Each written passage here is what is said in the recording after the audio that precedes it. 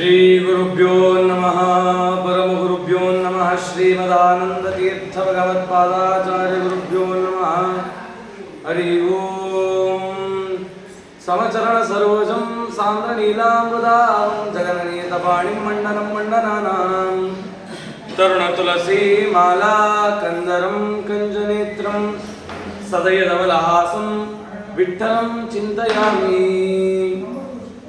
ಬುದ್ಧಿರ್ಬಲಂ ಯಶೋ ಧೈರ್ಯಂ ನಿರ್ಭಯತ್ವಮರೋಗತಾ ಜಾಡ್ಯಂ ವಾಕ್ಪಟುತ್ವಂ ಚ ಹನುಮತ್ಸ್ಮರಣಾತ್ ಭವೇತ್ ತೀರ್ಥಾನಾಂ ಉತ್ತಮಂ ತೀರ್ಥಂ ವನಾನಾಂ ಉತ್ತಮಂ ವನಂ ಕ್ಷೇತ್ರಾಣಾಂ ಉತ್ತಮ ಕ್ಷೇತ್ರಂ ಮಮ ವೃಂದಾವನಂ ದ್ವಿಜ ದುರ್ವಾದಿದ್ವಾಂತರವಯೇ ವೈಷ್ಣವೇಂದೀವರೇಂದವೇ ಶ್ರೀ ರಾಘವೇಂದ್ರ ಗುರವೇ ನಮೋತ್ಯಂತ ದಯಾಲವೇ ರಾಮಪಾದಾಂಬುಜಾಸಕ್ತಂ ರಾಘವೇಂದ್ರ ಗುರುಪ್ರಿಯಂ ಮುನೀಂದ್ರಯೋಗಿನಂ ಸೇವೆ ಕಾಮಿತಾರ್ಥಪ್ರದಾಯಕಂ ಅಜ್ಞಾನತಿಮಿರಚ್ಛೇದಂ ಬುದ್ಧಿಸಂಪತ್ಪ್ರದಾಯಕಂ ವಿಜ್ಞಾನವಿಮಲಂ ಶಾಂತಂ ವಿಜಯಾಖ್ಯ ಗುರುಂ ಭಜೆ ಹಯಗ್ರೀವ ಪದಾಂಬೋಜಮಾನಸಂ ಸ್ವಾದೀಶಪ್ರಿಯಂ ಗುರುಗೋವಿಂದ ವಿಠಲದಾಸವರ್ಯಂ ಗುರುಂ ವಂದೇ ನಿರಂತರಂ ಆಪಾದಮೌಲಿಪರ್ಯಂತಂ ಗುರುಣಾಂ ಆಕೃತಿಂ ಸ್ಮರೇತ್ ತೇನ ವಿಘ್ನಾಃ ಪ್ರಣಶ್ಯಂತಿ ಸಿದ್ಧ್ಯಂತಿ ಚ ಮನೋರಥಾಃ ಶ್ರೀ ಗುರುಭ್ಯೋ ನಮಃ ಹರಿ ಓಂ.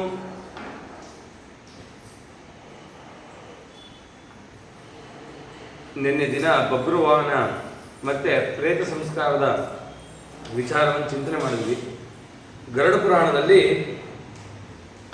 ಜೀವಿಯಾದವನು ಏನು ಸಾಧನೆ ಮಾಡ್ಕೋಬೇಕು ಅನ್ನೋ ವಿಚಾರಗಳನ್ನು ಹೇಳ್ತಾ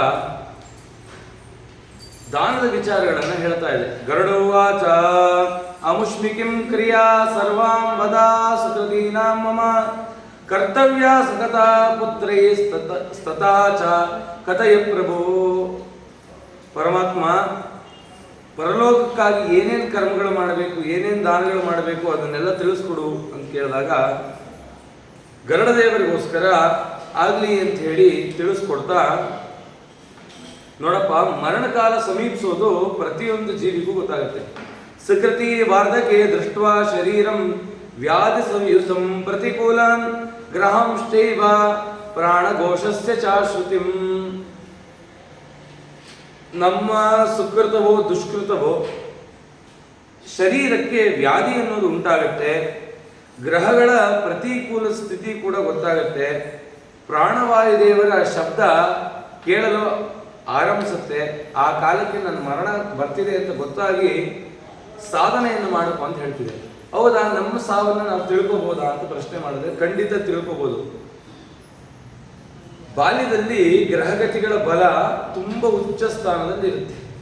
ಅದು ಮಾಡೋ ತೊಂದರೆಗಳು ಅಥವಾ ಶುಭ ಫಲಗಳು ಎರಡೂ ಕೂಡ ಫಲಿಸುತ್ತೆ.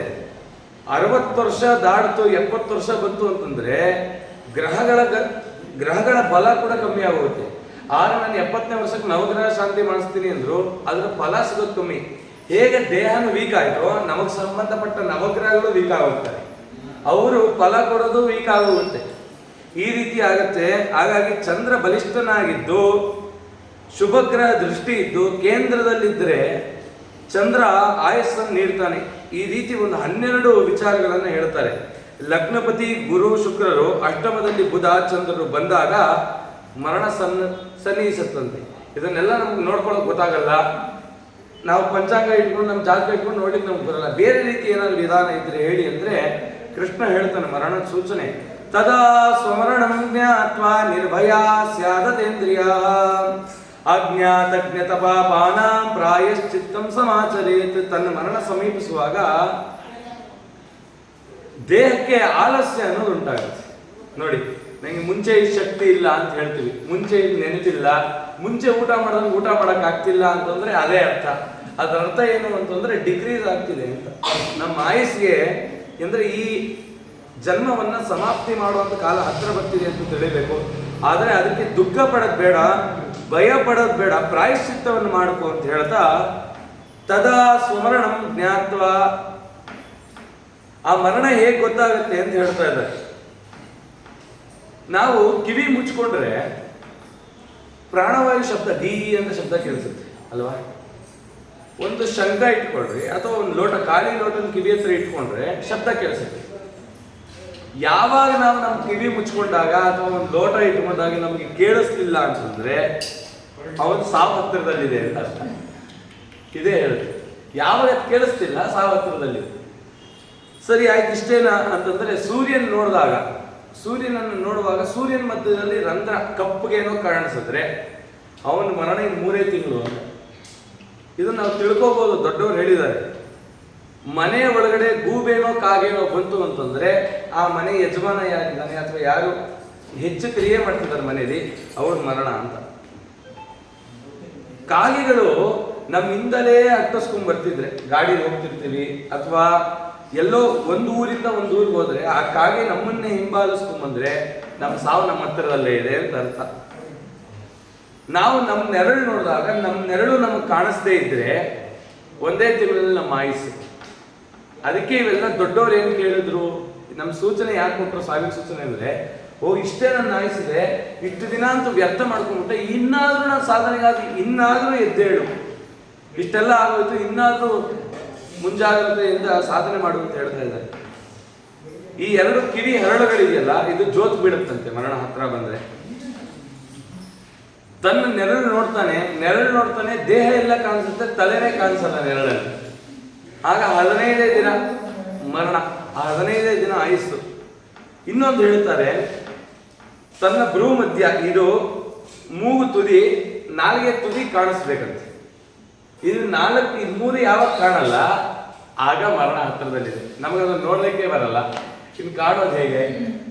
ಈ ರೀತಿ ಅದು ಧ್ಯಾನಾಸಕ್ತವಾಗಿರುವಾಗ. ಹಾಗಾಗಿ ಇಷ್ಟೆಲ್ಲ ಹೇಳ್ತಾ ಇದ್ದಾರೆ. ಇದು ನೇರವಾದ ಸೂಚನೆ. ಸ್ವಪ್ನ ಮುಖಾಂತರ ಕೂಡ ಮರಣದ ಛಾಯೆ ಗೊತ್ತಾಗುತ್ತೆ. ಹೇಗೆ ಅಂತಂದ್ರೆ, ಸ್ವಪ್ನದಲ್ಲಿ ಏನಾದ್ರು ನಾವು ದಿಗಂಬರರಂತೆ ಕಾಣಿಸಿದ್ರೆ ನಮ್ಮ ಮರಣ ಹತ್ತಿರದಲ್ಲಿದೆ. ಸ್ವಪ್ನದಲ್ಲಿ ನಾವು ಎಣ್ಣೆ ಹಚ್ಕೊಂಡು ಸ್ನಾನ ಮಾಡ್ತಿರೋ ತರ ಕಾಣಿಸಿದ್ರೆ 1 ತಿಂಗಳು ಮರಣ. ದಕ್ಷಿಣ ದಿಕ್ಕಿಗೆ ನಡ್ಕೊಂಡು ಹೋಗ್ತಿದ್ದೀವಿ ಏನು ಅಂದ್ಕೊಂಡ್ರೆ 1 ತಿಂಗಳು ಮರಣ. ಕಪ್ಪು ಅಥವಾ ಕೆಂಪು ಹಲ್ಲುಗಳಿಂದ ಭಯಂಕರವಾದ ಪುರುಷ ಯಾರು ಕಾಣಿಸ್ತಾ, ಅತಿ ಭಯಂಕರವಾದ ಪುರುಷ ಸ್ವಪ್ನದಲ್ಲಿ ಕಂಡ್ರೆ ಆ ಕಾಲ ಪುರುಷ ಬಂದು ನಮ್ಮನ್ನು 1 ತಿಂಗಳಲ್ಲಿ ಎಳ್ಕೊಂಡು ಹೋಗ್ತಾನೆ. ನಮ್ಮ ತಲೆ ಬೊಕ್ಕ ತಲೆ ಅಂದ್ರೆ ಗುಂಡು ಹೊಡೆಸಾಗಿ ಕಂಡ್ರೆ ಸ್ವಪ್ನದಲ್ಲಿ 3 ತಿಂಗಳಲ್ಲಿ ಮರಣ. ಸ್ತ್ರೀ ಆದಂತವಳು ತನ್ನ ಕೇಶವನ್ನ ಹಾಗೆ ಬಿಟ್ಟು, ತಲೆ ಕೂದಲನ್ನು ಹಾಗೆ ಬಿಟ್ಟು ನಮ್ಮ ಮುಂದೆ ನರ್ತನ ಮಾಡುವಂಗೆ ಏನಾದ್ರು ಸ್ವಪ್ನ ಬಂದ್ರೆ 6 ತಿಂಗಳಲ್ಲಿ ಮರಣ. ಕೋತಿ, ಹಂದಿ, ನಾಯಿ, ಕತ್ತೆ ಇದು ನಮ್ಮ ಸುತ್ತ ಓಡಾಡ್ತಾ ಇದೆ, ನಮ್ಮ ಸುತ್ತಾ ಇದೆ ಅಂತಂದ್ರೆ 15 1 ತಿಂಗಳಲ್ಲಿ ಮರಣ ಅಂತ ಈ ರೀತಿ ಹೇಳಿದೆ. ಇಂಥ ದುಸ್ವಪ್ನಗಳೆಲ್ಲ ಬರುತ್ತಲ್ಲ, ಇಂಥ ದುಸ್ವಪ್ನಗಳು ಎಷ್ಟೊಂದು ಬರ್ತಾ ಇದೆ. ಇದನ್ನು ತಪ್ಪಿಸ್ಕೊಳ್ಳೋಕೆ ಏನು ಮಾಡಬೇಕು ಅಂತ ಕೇಳಿದಾಗ ಗರುಡ ಪುರಾಣ ಹೇಳ್ತಾ ಇದೆ, ವಿಷ್ಣು ಸಹಸ್ರನಾಮ ಮತ್ತೆ ಗಜೇಂದ್ರ ಮೋಕ್ಷವನ್ನು ಪಾರಾಯಣ ಮಾಡಿ. ಶುಚಯ ಪ್ರಾರ್ಥರುತ್ತಾಯ ದುಸ್ವಪ್ನ ದ್ಯುಪಶಾಂತಯೇ. ಏನ್ ಮಾಡಬೇಕು? ಪ್ರತಿನಿತ್ಯ ಯಾರು ಗಜೇಂದ್ರ ಮೋಕ್ಷ ಪಾರಾಯಣ ಮಾಡ್ತಾರೆ ಅವರಿಗೆ ದುಸ್ವಪ್ನ ನಾಶ. ವಾದಿರಾಜರು ಮಾಡಿದ್ದಾರೆ, ಪುರಂದರದಾಸರು, ಕನಕದಾಸರು ಮಾಡಿದ್ದಾರೆ. ಇಲ್ಲ ಮೂಲ ಏನು ಭಾಗವತದ್ದು ಬರೀ ಗಜೇಂದ್ರ ಮೋಕ್ಷ ಪಾರಾಯಣಕ್ಕೆ ಅನುಕೂಲವಾದ ಸಿಗತ್ತೆ, ಅದನ್ನಾದ್ರೂ ಮಾಡಬೇಕು ಅಂತ ಈ ರೀತಿ ಹೇಳ್ತಾ, ಜ್ಞಾತ ಅಜ್ಞಾತವಾದ ಪಾಪಗಳಿಂದ ಪ್ರಾಯಶ್ಚಿತ್ತ ಮಾಡ್ಕೋಬೇಕು ಅಂತ ಈ ರೀತಿ ಹೇಳ್ತಾ ಇದ್ದಾರೆ. ಯದಾ ಸ್ಯಾದುತ್ತರ ಕಾಲ ತದಾ ಸ್ನಾನಂ ಸಮಾರಭೇತ್ ಪೂಜನಂ ಕಾರಯೇತ್ ವಿಷ್ಣು ಸಾಲಿಗ್ರಾಮ ಸ್ವರೂಪಿಣಃ. ಅಯ್ಯೋ, ನನಗೆ ಈ ಸಾವು ಹತ್ತಿರದಲ್ಲಿ ಕಾಣಿಸ್ತಿದೆಯಲ್ಲ ಅಂತ ಗೊತ್ತಾದಾಗ ಏನ್ ಮಾಡಬೇಕು? ಇಷ್ಟು ವರ್ಷ ಅಲ್ಲಿ ಕೆಲ್ಸಕ್ಕೆ ಹೋದೆ, ಇಲ್ಲಿ ಕೆಲ್ಸಕ್ಕೆ ಹೋದೆ, ಯಾವ್ದ್ಯಾವ್ದೋ ಚಾಕರಿ ಮಾಡಿದೆ, ಇನ್ನಾದ್ರೂ ನಮ್ಮ ಮನೇಲಿರೋ ಸಾಲಿಗ್ರಾಮ ಪೆಟ್ಟಿಗೆಯನ್ನು ತೆಗೆದು ಪೂಜೆ ಮಾಡಬೇಕು ಅಂತ ಆಗ್ಲಾದ್ರೂ ಮನಸ್ಸು ಬರಬೇಕು. ಆಗ್ಲಾದ್ರೂ ಸಾಲಿಗ್ರಾಮವನ್ನು ತೆಗೆದು ಪೂಜೆ ಮಾಡಬೇಕು. ಯಾವನ ಅಂತ್ಯಕಾಲದಲ್ಲೂ ಸ್ನಾನ ಮಾಡಲ್ಲ, ಸಾಲಿಗ್ರಾಮಾದಿಗಳನ್ನು ಪೂಜೆ ಮಾಡಲ್ಲ, ಆ ಶರೀರ ಇದ್ದು ಏನು ಪ್ರಯೋಜನ ಅಂತ ಹೇಳಿದೆ. ಸಾಲಿಗ್ರಾಮ ಪೂಜೆ ಮಾಡ್ಲಿಕ್ಕಾಗಲ್ಲ. ಮನೆಗೆ ಒಬ್ಬ ಆಚಾರನ ನೇಮಕ ಮಾಡಿ ಅವ್ರಿಗೂ ಒಂದು ದಕ್ಷಿಣೆ ಆಯಿತು. ಪ್ರತಿನಿತ್ಯ ಬ್ರಾಹ್ಮಣ ಹಸ್ತದಿಂದಲೇ ತೀರ್ಥ ತಗೋಬಹುದು. ಹಾಗಾಗಿ ಒಬ್ಬ ಬ್ರಾಹ್ಮಣನಾದ್ರೂ ನೇಮಕ ಮಾಡಿ ಮನೆಯಲ್ಲಿ ಪ್ರತಿನಿತ್ಯ ಸಾಲಿಗ್ರಾಮ ತೀರ್ಥ ತಗೊಳ್ಳುವಂಥ ವ್ಯವಸ್ಥೆ ಮಾಡ್ಕೊಳ್ಳಿ. ನಮ್ಮ ಮನೆಯಲ್ಲಿ ಸಾಲಿಗ್ರಾಮನೇ ಇಲ್ಲ, ಏನೂ ಇಲ್ಲ, ಏನು ಮಾಡಬೇಕು? ಮಠಕ್ಕೋ ಮಂದಿರಕ್ಕೋ ಬಂದು ಅಲ್ಲಾದ್ರೂ ಪ್ರತಿನಿತ್ಯ ಸಾಲಿಗ್ರಾಮ ತೀರ್ಥವನ್ನು ಸೇವನೆ ಮಾಡ್ರಿ. ಬ್ರಾಹ್ಮಣರ ದರ್ಶನ ಮಾಡಿ, ಇಲ್ಲ ನಮ್ಮ ಮನೇಲಿ ಸಾಲಿಗ್ರಾಮ ಇದೆ, ಪೂಜೆ ಮಾಡ್ಲಿಕ್ಕೆ ನಮಗೆ ಯೋಗ್ಯತೆ ಇಲ್ಲ, ಉತ್ತಮ ಬ್ರಾಹ್ಮಣನಿಗೆ ದಾನ ಮಾಡಿ, ಇಲ್ಲ ಮನೆಯಲ್ಲೇ ಯಾರೋ ಒಬ್ಬ ಪೂಜೆ ಮಾಡೋರು ಇರ್ತಾರಲ್ಲ ಅವ್ರು ಕೊಡಿ, ನನಗೆ ಪೂಜೆ ಮಾಡೋಕ್ಕಾಗ್ತಾ ಇಲ್ಲ, ನನ್ನ ಕಾಲಾನಂತರದಲ್ಲಿ ನಮ್ಮನೇಲಿ ಯಾರು ಪೂಜೆ ಮಾಡಿದ್ರೆ ಅವ್ರಿಗೆ ಕೊಡು, ಇಲ್ಲ ನೀನೇ ಇಟ್ಕೊಂಡು ಪೂಜೆ ಮಾಡು, ಒಟ್ಟಿನಲ್ಲಿ ಸಾಲಿಗ್ರಾಮಕ್ಕೆ ಪೂಜೆ ಆಗೋದು ನೋಡ್ಕೊಡಿ. ಸಾಲಿಗ್ರಾಮ ಪೂಜೆ ಮಾಡಿದ್ರೆ ಏನಪ್ಪ ಫಲ ಅಂತಂದ್ರೆ, ಇಂದ್ರಾದಿ ದೇವತೆಗಳು ನಮ್ಮ ಕೈಗೆ ಶೇಖರಣೆ ಕೊಡ್ಲಿಕ್ಕೆ ಹಸ್ತಲಾಗಮ ಮಾಡ್ಲಿಕ್ಕೆ ಅಂತ ಬರ್ತಾರಂತೆ. ಯಾಕೆಂದ್ರೆ ನಿನ್ನ ಹಸ್ತದಲ್ಲಿ ಲಕ್ಷ್ಮೀ ದೇವಿ ಸನ್ನಿಧಾನ ಇದೆ ಅಂತ. ಯಾಕಂದ್ರೆ ಪರಮಾತ್ಮನ ನಾವು ಮುಟ್ತೀವಿ ಅಂದ್ರೆ ಸುಳ್ಳು. ಲಕ್ಷ್ಮೀ ದೇವಿ ನಮ್ಮ ಕೈಯಲ್ಲಿ ನಿಂತು ಮುಟ್ಟಿಸಿದ್ರೆ ಮಾತ್ರ ಪರಮಾತ್ಮನ ಮುಟ್ಲಿಕ್ಕೆ ಸಾಧ್ಯ, ಇಲ್ದಿದ್ರೆ ಸಾಧ್ಯ ಇಲ್ಲ.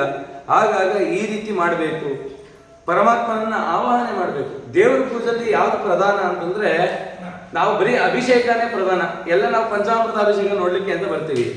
ದೇವರನ್ನ ಆವಾಹನೆ ಮಾಡ್ಲಿಕ್ಕೆ ದೇವರನ್ನ ಆವಾಹನೆ ಮಾಡ್ತಾರಂತೆ, ಹೋಗೋಣ ಅಂತ ನೋಡ್ಲಿಕ್ಕೆ ಕಮ್ಮಿ. ಆದ್ರೆ ದೇವರ ಪೂಜೆಯಲ್ಲಿ ಆವಾಹನೆ ಮತ್ತೆ ನೈವೇದ್ಯ ಇವೆರಡು ಪ್ರಧಾನವಾದದ್ದಂತೆ. ಇವೆರಡನ್ನ ಸರಿಯಾಗಿ ಮಾಡು ಅಂತ ಹೇಳಿದೆ. ಸಾಲಿಗ್ರಾಮ ಶಿಲಾಯಾಂತು ಪೂಜನಂ ಸರ್ವಸಮ್ಮತಂ, ಸಾಲಿಗ್ರಾಮ ಶಿಲಾದಾನಂ ಹತ್ಯಾ ಕೋಟಿ ವಿನಾಶನಂ. ಹತ್ಯವೇ ಮೊದಲಾದ ಕೋಟಿ ಪಾಪಗಳನ್ನ ಒಂದು ಸಾಲಿಗ್ರಾಮ ದಾನದಿಂದ ಸಂಪಾದನೆ ಮಾಡುದು. ಆ ಪಾಪಗಳನ್ನೆಲ್ಲ ಕಳ್ಕೋಬಹುದು.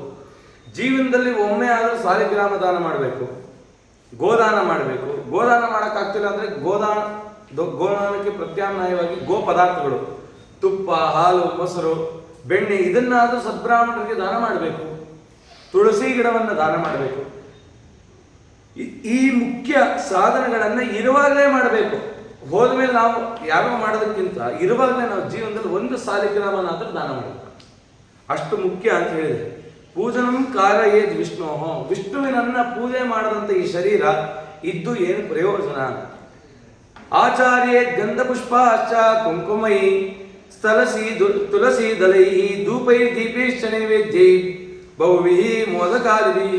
ಆ ಸಾಲಿಗ್ರಾಮಕ್ಕೆ ಪ್ರತಿನಿತ್ಯ ಗಂಧಾದಿಗಳಿಂದ ಪೂಜೆ ಮಾಡಿ, ಹೂವು, ತುಳಸಿ, ಧೂಪ ದೀಪಗಳಿಂದ ಅರ್ಚಿಸಿ ಒಂದು ನೈವೇದ್ಯವನ್ನ ಮಾಡಿ ಆ ನೈವೇದ್ಯವನ್ನು ಸ್ವೀಕಾರ ಮಾಡಿ. ತತ್ವಾಚ ದಕ್ಷಿಣಾಂ ವಿಪ್ರಾನ್ ನೈವೇದ್ಯ ದೇವ ಭೋಜಯೇತ್ ಅಷ್ಟಾಕ್ಷರಂ ಜಪೇನ್ ಮಂತ್ರಂ ದ್ವಾದಶ ಅಕ್ಷರಮೇವ ಚ. ಒಬ್ಬ ಸದ್ಬ್ರಾಹ್ಮಣ ತಾನು ತನ್ನ ನೆರಳನ್ನು ನೋಡಿದಂತೆ, ನೆರಳನ್ನು ನೋಡಿದಾಗ ನೆರಳಲ್ಲಿ ತನ್ನ ಅಂಗಗಳು ಮತ್ತೆ ತಲೆ ಕಾಣಲಿಲ್ಲ. ಅವನು ಅನ್ಕೊಂಡ, ನನ್ನ ಮರಣ ಇನ್ನು 1 ವರ್ಷದಲ್ಲಿದೆ, ನಾನೇನಾದ್ರೂ ಸಾಧನೆ ಮಾಡ್ಬೇಕು, ಏನ್ ಮಾಡಿ? ಅವನ ಯೋಗ್ಯತಾನುಸಾರ ನಾನು ಏನು ಸಾಧನೆ ಮಾಡಬೇಕು ಅಂತ ಚಿಂತನೆ ಮಾಡ್ದ. ಯಾರೋ ವಿಪ್ರರನ್ನ ಕೇಳ್ದ, ಸ್ವಾಮಿ ಈ ತರ ಈ ಸೂಚನೆ ಸಿಕ್ಕಿದೆ ನನಗೆ ಮರಣದ್ದು, ಆಯ್ತಪ್ಪ ನೀನ್ ಸಾಧನೆ ಮಾಡ್ಕೋ, ಇನ್ನು 1 ವರ್ಷ ಆಯಸ್ಸಿದ್ಯಾ, 1 ವರ್ಷದಲ್ಲಿ 1 ಕ್ಷಣ ಕೂಡ ವ್ಯರ್ಥ ಕಳಿಬೇಡ, ಕಾಲ ವ್ಯರ್ಥ ಕಳೆಯಬೇಡ, ನಿನ್ನ ಪ್ರಾರಬ್ಧ ಹೋಗಕ್ಕೆ ಮನಸ್ಸೋಗಬೇಡ. ನಿನ್ನ ಪ್ರಾರಬ್ಧವನ್ನು ಕಳ್ಕೊಳ್ಳಿಕ್ಕೆ ಏನಾದ್ರು ಸಾಧನೆ ಮಾಡಿ. ಏನ್ ಮಾಡಿ? ಪ್ರತಿನಿತ್ಯ, ನಾನು ಅಂತ ವಿದ್ವಾಂಸ ಅಲ್ಲ, ಏನಿಲ್ಲ, ಪ್ರತಿನಿತ್ಯ ಬೆಳಗ್ಗೆ ಮಧ್ಯಾಹ್ನ ರಾತ್ರಿ 3 ಕಾಲದಲ್ಲಿ ಸ್ನಾನ, 3 ಕಾಲ ಸಂಧ್ಯಾವನ್ನೇ, 3 ಕಾಲದಲ್ಲೂ ವಿಷ್ಣು ಸಹಸ್ರನಾಮ ಪಾರಾಯಣ. ಬೆಳಗ್ಗೆ ನಿರ್ಮಾಲ್ಯ, ಮಧ್ಯಾಹ್ನ ದೇವತಾ ಪೂಜೆ, ಸಾಯಂಕಾಲ ಮತ್ತೆ ದೇವತಾರಾಧನೆ. ಬೆಳಗ್ಗೆ ಮಧ್ಯಾಹ್ನ ರಾತ್ರಿ 3 ಭಾಗದಲ್ಲೂ ಬೆಳಗ್ಗೆ ಹೊತ್ತು ರಾಮಾಯಣವನ್ನು ಕೇಳೋದು, ಮಧ್ಯಾಹ್ನದ ಹೊತ್ತು ಮಹಾಭಾರತವನ್ನು ಕೇಳೋದು, ರಾತ್ರಿ ಹೊತ್ತು ಭಾಗವತವನ್ನು ಕೇಳೋದು.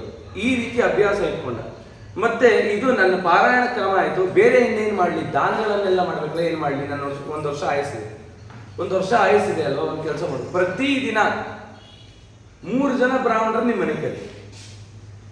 ವಿಶ್ವಂ ವಿಷ್ಣು ವಶತ್ಕಾರ, ವಿಷ್ಣು ಸಹಸ್ರನಾಮ 1000 ಹೆಸರಿದೆ. ದಿನ 3 ಜನ ಬ್ರಾಹ್ಮಣರು ಕರೆದು, ಒಂದಿನ ವಿಶ್ವ, ಇನ್ನೊಬ್ಬ ವಶತ್ಕಾರ, ವಿಷ್ಣು ವಶತ್ಕಾರ.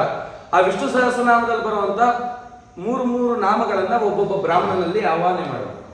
ನಿನಗೆ ಸಾಧ್ಯ ಇದ್ರೆ ಅವ್ರು ಭೋಜನ ಮಾಡಿಸು, ಸಾಧ್ಯ ಇಲ್ವಾ ನಿನಗೆ ಎಷ್ಟು ಎತ್ಕಿಂಚಿತ್ ನಿನಗೇನು ಸಾಧ್ಯ ಆಗುತ್ತೆ ಅದರ ತಾಂಬೂಲ ಕೊಡು. ವಿಷ್ಣು ಸಹಸ್ರನಾಮ ಪ್ರತಿಪಾದ್ಯನಾದ ಭಗವತ್ ರೂಪವನ್ನು ಬ್ರಾಹ್ಮಣನಲ್ಲಿ ಕಂಡೆ, ಅವನ ಪಾದ ತೊಳೆದ, ಅವನಿಗೆ ಪಾದ್ಯ ಮಾಡಿದ, ಅವನ ತಾಂಬೂಲವನ್ನು ಕೊಟ್ಟು ಅವನ ಆಶೀರ್ವಾದ ತಗೊಂಡ. ಇಷ್ಟು ಸಾಧನೆ 1 ವರ್ಷದಲ್ಲಾಯ್ತು. 1 ವರ್ಷದಲ್ಲಾಯ್ತು.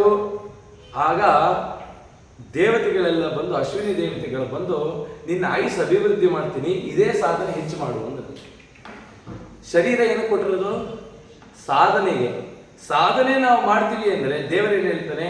ನಿನ್ನ ಸಂಕಲ್ಪ ಶುದ್ಧವಾಗಿದ್ರೆ ನಿನ್ನ ಸಂಕಲ್ಪವನ್ನು ನಾನು ಸತ್ಯ ಮಾಡ್ತೀನಿ. ಯಾಕಂದ್ರೆ ನನ್ನ ಹೆಸರು ಸತ್ಯ ಸಂಕಲ್ಪ.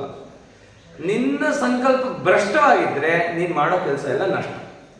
ಹಾಗಾಗಿ ನಮ್ಮ ಸಾಧನೆ ಮೇಲೆ ನೋಡಿದ್ರೆ ಎಷ್ಟು ಸಾಧನೆ ಆಗೋಯ್ತು ಒಂದು ವರ್ಷಕ್ಕೆ. ನಾವು 3 ವರ್ಷ ಬದುಕ್ತೀವಿ ಅಂತ ಅನ್ಕೊಡಿ. 1000 ದಿನ ಹತ್ತತ್ರನ 1000 ದಿನಕ್ಕಿಂತ ಹೆಚ್ಚಾಯ್ತು. 3 ವರ್ಷ ಪ್ರತಿದಿನ ಒಬ್ಬ ಬ್ರಾಹ್ಮಣನಿಗೆ ಒಂದು ತಾಂಬೂಲ ಕೊಟ್ಟು 10 ರೂಪಾಯಿ ಕೊಡ್ಬೋದಾ? ತಿಂಗಳು 300 ರೂಪಾಯಿ ಆಯ್ತು ಅಲ್ವಾ? ತಿಂಗಳು 300 ರೂಪಾಯಿ. ತಿಂಗಳು ಪೂರ್ತಿ ದಿನ ಒಬ್ಬ ಬ್ರಾಹ್ಮಣ ಸಿಗಲ್ಲ ಅಂದ್ರೆ ಒಂದು ತಿಂಗಳಿಗೆ ವಿಷ್ಣು ಸಹಸ್ರನಾಮ ಪುಸ್ತಕ ಇಟ್ಕೊಳ್ಳಿ, ಟಿಕ್ ಮಾಡ್ಕೊಳ್ಳಿ, ಈ ನಾಮ ಹೇಳಿ 10 ರೂಪಾಯಿ ತೆಗಿ. ವಿಷ್ಣು ಸಹಸ್ರನಾಮದಿಂದ ಪರಮಾತ್ಮನನ್ನು ಉಪಾಸನೆ ಮಾಡೋ ಕ್ರಮ ಈ ರೀತಿ ಬೃಹತಿ ಸಹಸ್ರದಿಂದ ಮಾಡ್ತಾರೆ. ಆ ರೀತಿ ಚಿಂತನೆ ಮಾಡ್ತಾ ಸಾಧನೆ ಮಾಡ್ಲಿಕ್ಕೆ ಹೋದ್ರೆ ಎಷ್ಟು ಆಳಕ್ಕೆ ಹೋದ್ರೂ ಅಷ್ಟು ಸಾಧನೆ ಮಾಡ್ಬೋದು. 10 ಗಾಯತ್ರಿ ನನ್ನ ಸಾಧನೆ ಅಂತಂದ್ರೆ 2ಕ್ಕೆ ಗಾಯತ್ರಿ ಮಾಡಿ ನಿಲ್ಲಿಸ್ಬೋದು. ಸಾಧನೆ ಬೇಡ ಅನ್ನೋರಿಗೆ ಬೇಡ, ಸಾಧನೆ ಮಾಡ್ತೀನಿ ಅನ್ನೋರಿಗೆ ಹುಡುಕದಷ್ಟು ಸಾಧನೆ. ಆ ರೀತಿ ಮಾಡು ಅಂತ ಹೇಳ್ತಾ ಇದ್ದಾನೆ. ಬ್ರಾಹ್ಮಣನಿಗೆ ನೈವೇದ್ಯ ಕ್ರಮದಲ್ಲಿ ಭೋಜನ ಮಾಡಿಸು. ದೇವರು ಹೇಳ್ತಾ ಇದ್ದಾನೆ, ಚರಪ್ರತಿಮೆ ಅಚರ ಪ್ರತಿಮೆಯಲ್ಲಿ ಪೂಜೆ ಮಾಡು.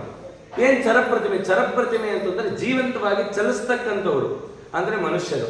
ಅಚರ ಅಂತಂದ್ರೆ ಪ್ರತಿಷ್ಠಾ ಆಗಿರೋದು ಅಥವಾ ಶಿಲಾರೂಪದಲ್ಲೋ ಪ್ರತಿಮಾ ರೂಪದಲ್ಲಿರೋ, ಎರಡಕ್ಕೂ ನೀನು ಅರ್ಚನೆ ಮಾಡು.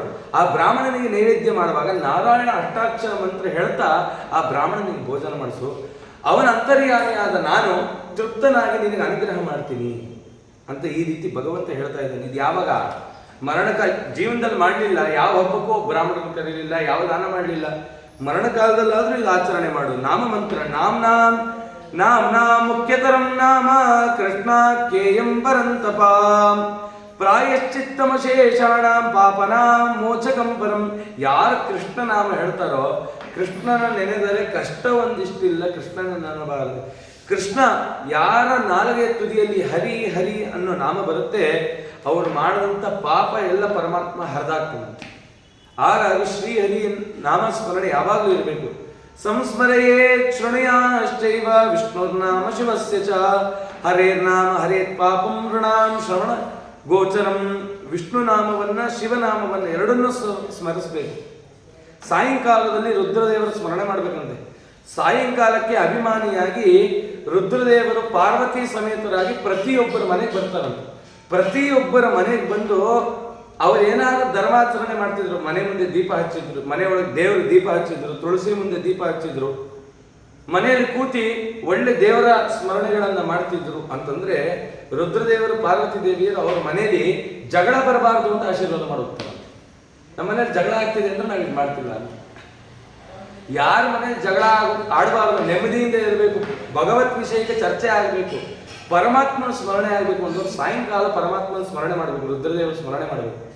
ಪಾರ್ವತಿ ದೇವಿ ಒಮ್ಮೆ ಕೇಳಿದ್ಲಂತೆ ರುದ್ರದೇವರನ್ನ, ಸ್ವಾಮಿ ನಿನ್ನ ಭೂತಗಣಗಳ ಜೊತೆನೇ ಯಾವಾಗಲೂ ಇರ್ತೀಯ, ನನಗೆ ಯಾವಾಗ ಟೈಮ್ ಕೊಡ್ತೀಯ? ಅದಕ್ಕೆ ಪಾರ್ವತಿ ದೇವಿ ರುದ್ರದೇವರು ಅಂತಾರೆ, ಸಾಯಂಕಾಲ ಫ್ರೀ ಆಗಿದ್ದೀನಿ, ಸಾಯಂಕಾಲ ಸಾಯಂ ಸಂಧ್ಯಾ ವಂದನೆ ಮಾಡಿದ ಮೇಲೆ ನಾನಿಗೆ ಸಮಯ ಕೊಡ್ತೀನಿ. ಏನು ಸಮಯ ಕೊಡ್ತೀಯಾ? ಮತ್ತೆ ಕೈಲಾಸದಲ್ಲೇ ಕೂರಿಸ್ಕೋತೀಯಾ? ನನಗೆ ಕೈಲಾಸದಲ್ಲಿ ಇದ್ದಿದ್ದು ಬೇಜಾರು, ಪ್ರತಿದಿನ ಸಾಯಂಕಾಲ ನಂಗೆ ಭೂಲೋಕಕ್ಕೆ ಕರ್ಕೊಂಡು. ಆಗ ನಂದಿನ ಕರೆದಂತೆ, ಬಾಪ ನಂದಿ ಕೇಳಿದ, ನೀನು ನನಗೋಸ್ಕರ ಎಷ್ಟು ಸೇವೆ ಮಾಡ್ತೀನಿ, ನಿನಗೇನು ಫಲ ಬೇಕು ಅಂತ ನಂದಿ ಕೇಳಿದ್ರೆ ರುದ್ರದೇವ್ ಕೇಳಿದ್ರು ನಂದಿ ಹೇಳದಂತೆ, ಸ್ವಾಮಿ ನನಗೆ ಯಾವ ಫಲನೂ ಬೇಡ, ನಾನು ಸದಾ ಕಾಲ ನಿನ್ನ ಸೇವೆಯಲ್ಲಿ ಇರಬೇಕು, ನೀನು ನನ್ನ ಮೇಲೆ ಕೂತ್ಕೊಂಡು ಸವಾರಿ ಮಾಡ್ತೀಯಲ್ಲ ಅದಕ್ಕಿಂತ ಪುಣ್ಯ ಕಾರ್ಯ ನನಗೆ ಇನ್ನೊಂದಿಲ್ಲ. ಅದಕ್ಕೆ ನಾವು ಮಣ್ಣೆತ್ತಿನ ಅಮಾವಾಸ್ಯೆ ಅಂತ ಬರುತ್ತಲ್ಲ, ಏನಕ್ಕೆ ಇದು ಮಾಡ್ತೀವಿ ಅಂದರೆ ರುದ್ರದೇವರ ವರ ಕೊಟ್ರಂತೆ, ನೀನು ಯಾವ ಫಲವನ್ನು ಕೇಳಲಿಲ್ಲ ಅಲ್ವಾ, ಹಾಗಾಗಿ ನಿನ್ನ ಯಾರು ಪೂಜೆ ಮಾಡ್ತಾರೋ ಅವರ ಧನಧಾನ್ಯಗಳು ಸಮೃದ್ಧಿಯಾಗಿ ನಿನ್ನ ಪೂಜೆ ಮಾಡಿ ಅಂತ. ಆ ರೀತಿಯಲ್ಲಿ ಮಣ್ಣಲ್ಲಿ ಎತ್ತು ಮಾಡಿ ಪೂಜೆ ಮಾಡುವಂಥ ಸಂಪ್ರದಾಯ. ಈ ರೀತಿ ನಂದಿ ವಾಹನನಾಗಿ ಪಾರ್ವತಿ ಪರಮೇಶ್ವರ ಇಬ್ಬರು ಸಾಯಂಕಾಲ ಬರ್ತಾರೆ.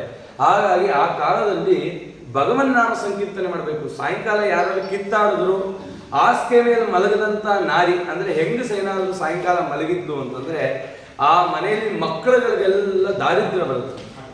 ಪುರುಷನಾದಂಥವನು ಏನಾದರೂ ಸಾಯಂಕಾಲದಲ್ಲಿ ಮಲಗಿದ್ರೆ ಆ ಮನೆಗೆ ಏಳಿಗೆನೇ ಇಲ್ಲ ಅಂತಿದ್ರು. ಹಾಗಾಗಿ ಸಾಯಂಕಾಲ ಮಲಗಬಾರ್ದು ಅಂತ ಹೇಳ್ತಾ ಇದೆ. ವಿಷ್ಣು ಸ್ಮರಣ ಮಾಡು, ಶಿವಸ್ಮರಣ ಮಾಡು ಅಂತ ಹೇಳ್ತಾ ಇದೆ. ಎಲ್ಲಿ ಪರಮಾತ್ಮ ಸ್ಮರಣೆ ಇರುತ್ತೆ ಅಲ್ಲಿ ಮಂಗಳ. ರೋಗಿಣೋಂತಿಕೆ ಮಾಸಾಧ್ಯ ಶೋಚನೀಯಂ ಚ ಬಾಂಧವೈಃ ಸ್ಮರಣೇಯಂ ಪವಿತ್ರಂ ಮೇ ನಾಂ ಧ್ಯಾಯೇತ್ ಮುಹುರ್ಮುಹುಃ. ವಯಸ್ಸಾಗೋಗ್ಬಿಟ್ಟಿದೆ, ಒದ್ದಾಡ್ತಾ ಇದ್ದಾರೆ, ಏನ್ ಮಾಡೋದು? ದುಃಖದಲ್ಲಿದ್ದಾರಲ್ಲ, ಅಂತ ಎಲ್ಲ ಬಂಧುಗಳು ಬರ್ತಾರೆ, ಬನ್ನಿ ನೋಡ್ಕೊಂಡು ಹೋಗಿ ಅಂತ. ಅಯ್ಯಯ್ಯೋ ಅವತ್ತೆಷ್ಟು ಚೆನ್ನಾಗಿದ್ರಿ, ನಮ್ಮ ಮನೆಗೆ ಬಂದು 50 ಲಡ್ಡು ತಿಂದಿದ್ರಿ, ಬೇಸನ್ ಲಾಡು ತಿಂದಿದ್ರಿ, ಇವಾಗ ಒಂದೇ ಒಂದು ತಂದಿದ್ರಿ ತಿನ್ನಿ ಅಂತ ಹೇಳ್ತಾರೆ. ಅವ್ನಿಗೆ ಬಾಯಿಗೆ ಬಿಡಕ್ಕಾಗಲ್ಲ, ಆಸೆ. ಅಯ್ಯಯ್ಯೋ ಹೌದಲ್ವಾ, ಎಷ್ಟು ಚೆನ್ನಾಗಿದೆ, ಹೀಗಾಗೋದ್ನೆ. ಆ ಸ್ಮರಣೆ ತರೋರು ಬಂಧು ಅಲ್ವಂತೆ, ಅವರು ಬಂಧಕಕ್ಕೆ ಒಳಗಾಗೋರು.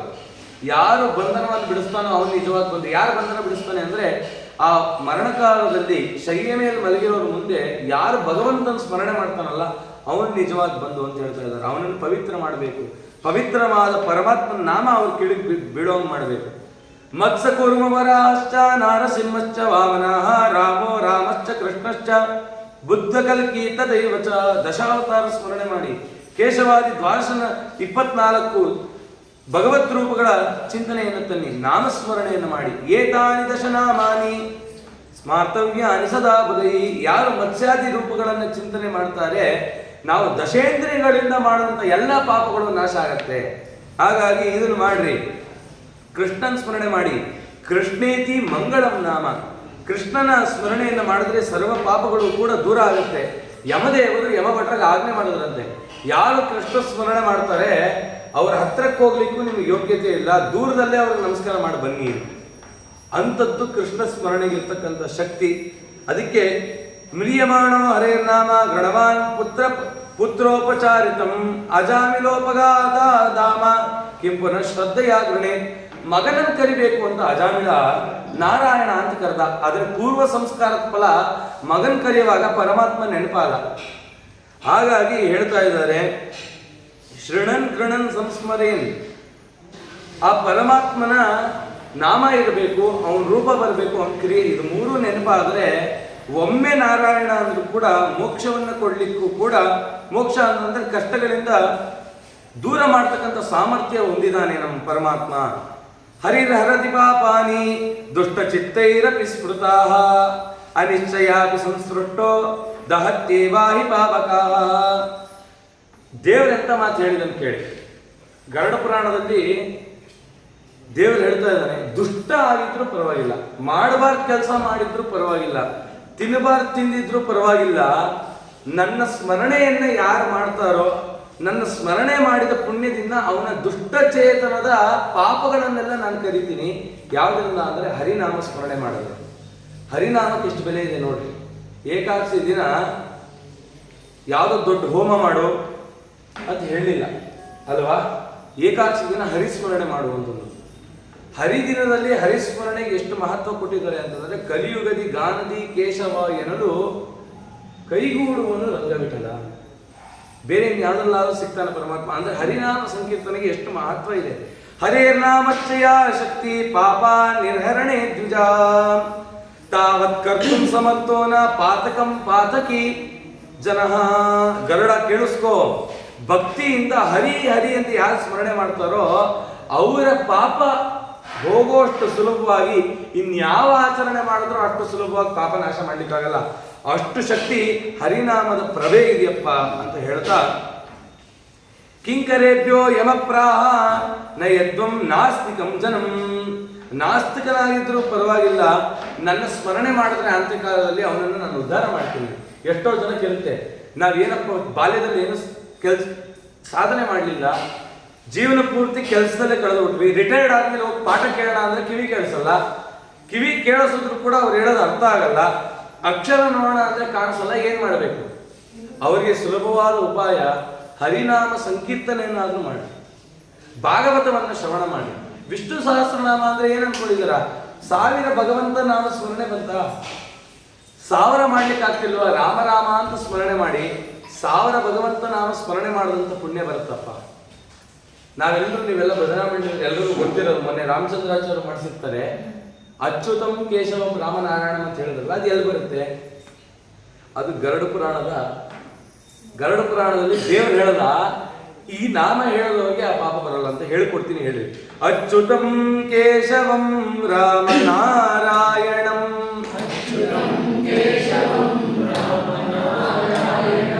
ಕೃಷ್ಣ ದಾಮೋದರಂ ವಾಸುದೇವಂ ಹರಿಂ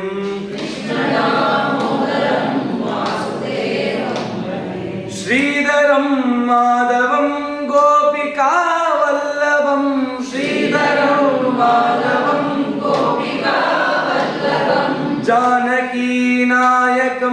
ರಾಮಚಂದ್ರಂ ಭಜೆ.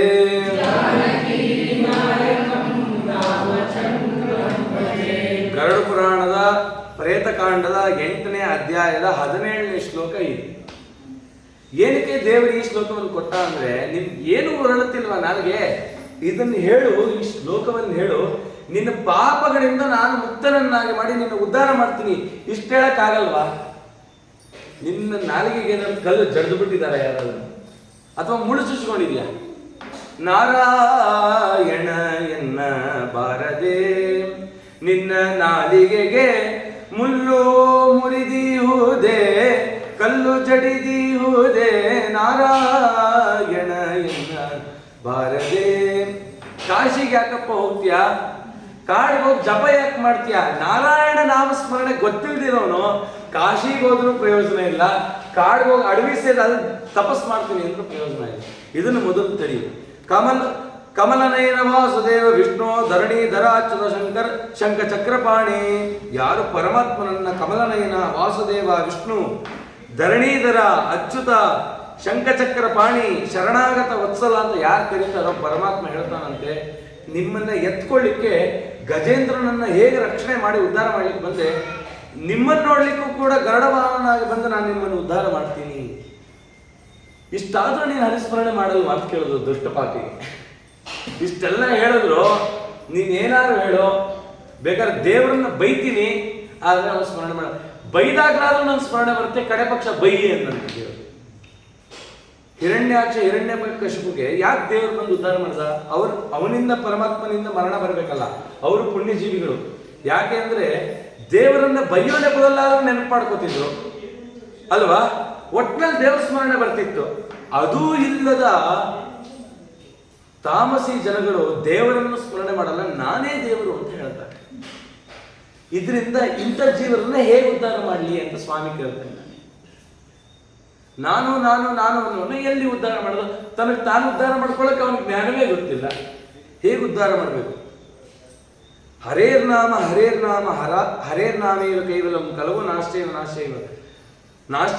ಯಾರು ಪರಮಾತ್ಮ ಸ್ಮರಣೆ ಮಾಡ್ತಾನೋ ಅವನಿಗೆ ಸರ್ವ ದುಃಖಗಳಿಂದ ದೂರ ಮಾಡ್ತೀನಿ. ತಸ್ಮಾತ್ ಸಂಕೀರ್ತನ ವಿಷ್ಣು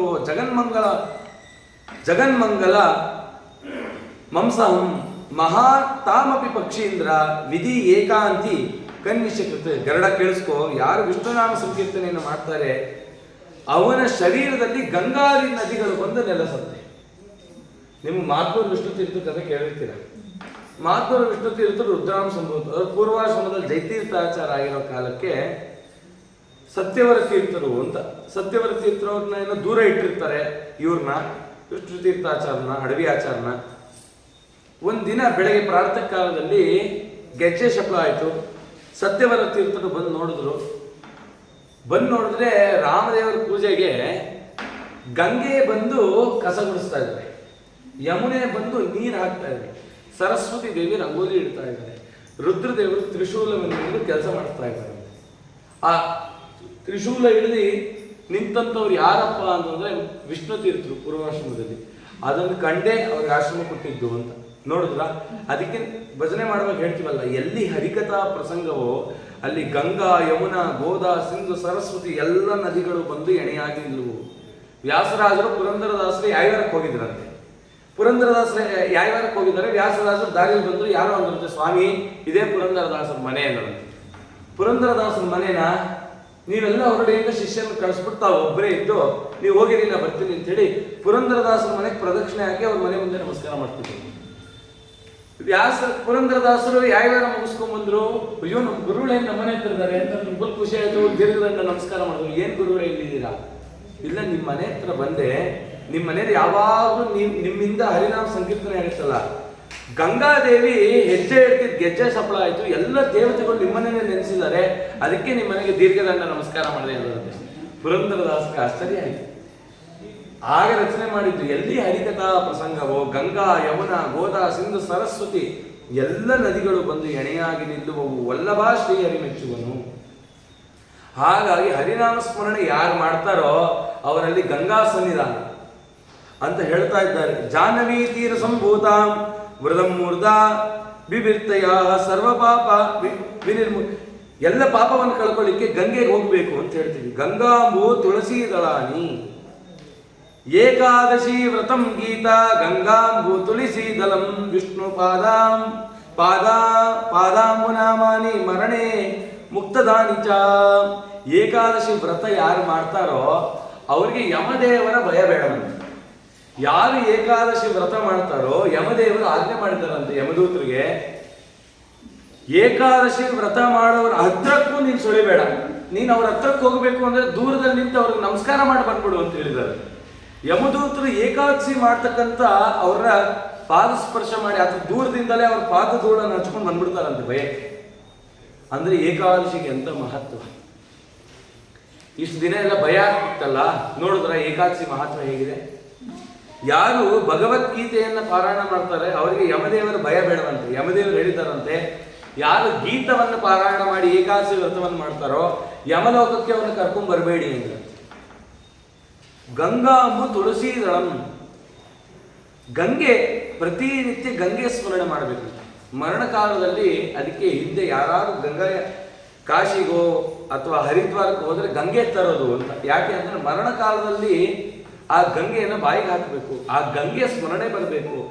ಯಾಕೆ ಅಂದ್ರೆ ವಿಷ್ಣು ಪಾದೋದ್ಭವೆ, ಶಿವನ ಜಟಾಜೂಟದಲ್ಲಿ ನೆಲೆಸಿರ್ತಕ್ಕಂಥವಳು, ಬ್ರಹ್ಮದೇವರ ಕಮಣದಲ್ಲಿದ್ದಂಥವಳು, ನಮ್ಮೆಲ್ಲರನ್ನು ಪಾವನನ್ನಾಗಿ ಮಾಡ್ಲಿಕ್ಕೆ, ನಮ್ಮೆಲ್ಲರಿಗೂ ಮೋಕ್ಷ ಕೊಡ್ಲಿಕ್ಕೆ ಬಂದಿರತಕ್ಕಂಥ ದೇವತೆ ಆ ಗಂಗೆ. ಅವಳ ಸ್ಮರಣೆ ಮಾಡಿ ಅಂತ ಹೇಳ್ತಾ, ಶುಕ್ಲ ಪಕ್ಷೇ ದಿವಾ ಮೃತ್ಯೋ ಗಂಗಾ ಯಾ ಉತ್ತರಾಯಣೆ ಧನ್ಯ ದೇಹಂ ವಿಮುಂಚಂತಿ ಹೃದಯಸ್ಥೆ ಜನಾರ್ದನ.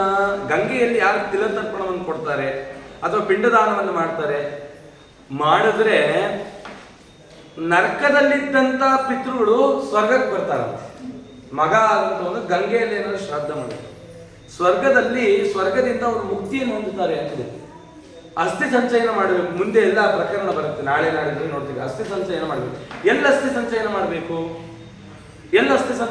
ಅಂದ್ರೆ ನಾವು ಕಾವೇರಿಗೆ ಹೋಗ್ತೀವಿ. ಎಲ್ಲ ಏನ್ ಹೇಳಿದೆ ಅಂತಂದ್ರೆ ಗಂಗೆಯಲ್ಲಿ ಅಸ್ಥಿ ಸಂಚಯನ ಮಾಡ್ಬೇಕಂತೆ.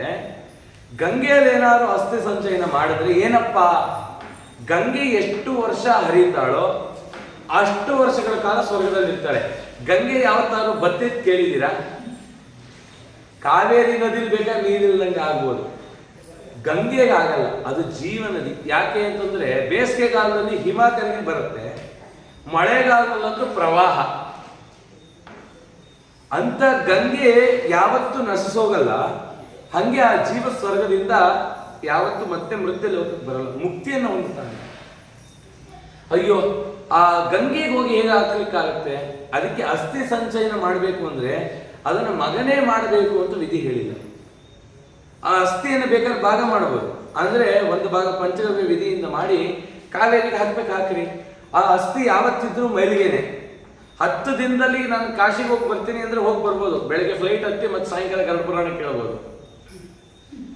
ಆದ್ರೆ ಮಾಡೋಂಥ ಆಸಕ್ತಿ ಇರ್ಬೋದು. ಸುಮಾರು ಜನ ಮಾಡಿದ್ದಾರೆ. ಬೇರೆ ಬೇರೆ ನದಿಗಳಿಗೆ ಹೋಗಿ ಹಾಕ್ಬೋದು. ಕೃಷ್ಣ, ಗೋದಾವರಿ ನದಿ, ಸಮುದ್ರಕ್ಕೂ ಈ ತರ ಮಾಡ್ತಕ್ಕಂಥವ್ರು ಇದ್ದಾರೆ. ಶಾಸ್ತ್ರ ಅದಕ್ಕೆ ಸಮ್ಮತ ಕೊಟ್ಟಿದೆ, ಗಂಗೆಯಲ್ಲಿ ವಿಸರ್ಜನೆ ಮಾಡುವಂತ. ಈ ರೀತಿ ಆ ಗಂಗೆಗೆ ಅಷ್ಟು ಮಹತ್ವ ಇದೆಯಪ್ಪ. ಗಂಗೆ ಸ್ಮರಣೆ ಮಾಡೋದ್ರಿಂದಲೇ ಪಾಪಗಳೆಲ್ಲ ಕ್ಷಯವಾಗುತ್ತೆ. ಗಂಗೆಯ ನಾಮ ಸಂಕೀರ್ತನೆ ಯಾರು ಮಾಡ್ತಾರೆ ಅವರ ಉಪಪಾತಕಗಳೆಲ್ಲ ನಾಶ. ಗಂಗೆಯನ್ನು ಯಾರು ದರ್ಶನ ಮಾಡ್ತಾರೆ ಅವರ ಮಹಾಪಾತಕಗಳೆಲ್ಲ ನಾಶ. ಗಂಗೆಯಲ್ಲಿ ಯಾರು ಸ್ನಾನ ಮಾಡ್ತಾರೆ ಅವರ ಕುಲಕೋಟಿಯ ಉದ್ಧಾರವಾಯಿತು ಅಂತ ಹೇಳ್ತಾರೆ. ಅದಕ್ಕೆ ಒಂದು ನಿದರ್ಶನ ಹೇಳ್ತೀವಿ. ಒಬ್ಬಳು ಅಗಸಗಿತ್ತಿ ಅಂತೆ, ಅವಳು ಯಾವಾಗಲೂ ಅನ್ಕೋತಿದ್ದಂತೆ, ಯಾವುದೋ ಮನೆ ಹತ್ರ ಕೆರೆಯಲ್ಲಿ ಹೋಗಿತಿದ್ದಂತೆ. ಆ ಕೆರೆ ನೀರು ಬತ್ತೋಯ್ತಂತೆ. ಯಾರು ಹೇಳಿದಂತೆ, ಗಂಗಾ ನದಿ ಹರಿಯುತ್ತಮ್ಮ ಇನ್ನೊಂದು ಸ್ವಲ್ಪ ದೂರದಲ್ಲಿ, ಅಲ್ಲೋಗಿ ಒಕ್ಕೊಂಬ ಅಂತ. ಅಲ್ಲಿ ಹೋಗಿ ಒಗಿಬೇಕು ಅಂತ ಅನಿಸ್ತು. ಎಲ್ಲರೂ ಸ್ನಾನ ಮಾಡ್ತಿದ್ರು ಜನಗಳು. ತನ್ನ ಮಗಳನ್ನು ಕರ್ಕೊಂಡು ಹೋಗಿದ್ಲು ಅಗಸಗಿತ್ತಿ. ತನ್ನ ಮಗಳ ಕೈ ಇಟ್ಟು ಒಂದು ಸತಿ ಮುಳುಗಾಕದಂತೆ. ಮುಳುಗಾಕಿ ಎದ್ದು ನಿಂತಲು. ಒಂದು 7-8 ಆನೆಗಳು ಮೇಲ್ಗಡೆ ಆಕಾಶಕ್ಕೆ ಹೋಗ್ತಿತ್ತಂತೆ. 2ನೇ ಸರಿ ಮುಳುಗದ್ಲಂತೆ. ಅವರ ಅಜ್ಜಿ ತಾತ ಅವ್ರ ಪೂರ್ವಿಕರು ಯಾರ್ಯಾರು ಮೃತರಾಗಿದ್ದಾರೆ ಅವರೆಲ್ಲ ಕಾಣಿಸಿದ್ರಂತೆ. 3ನೇ ಸರಿ ಮುಳುಗಾಕದ್ಲಂತೆ.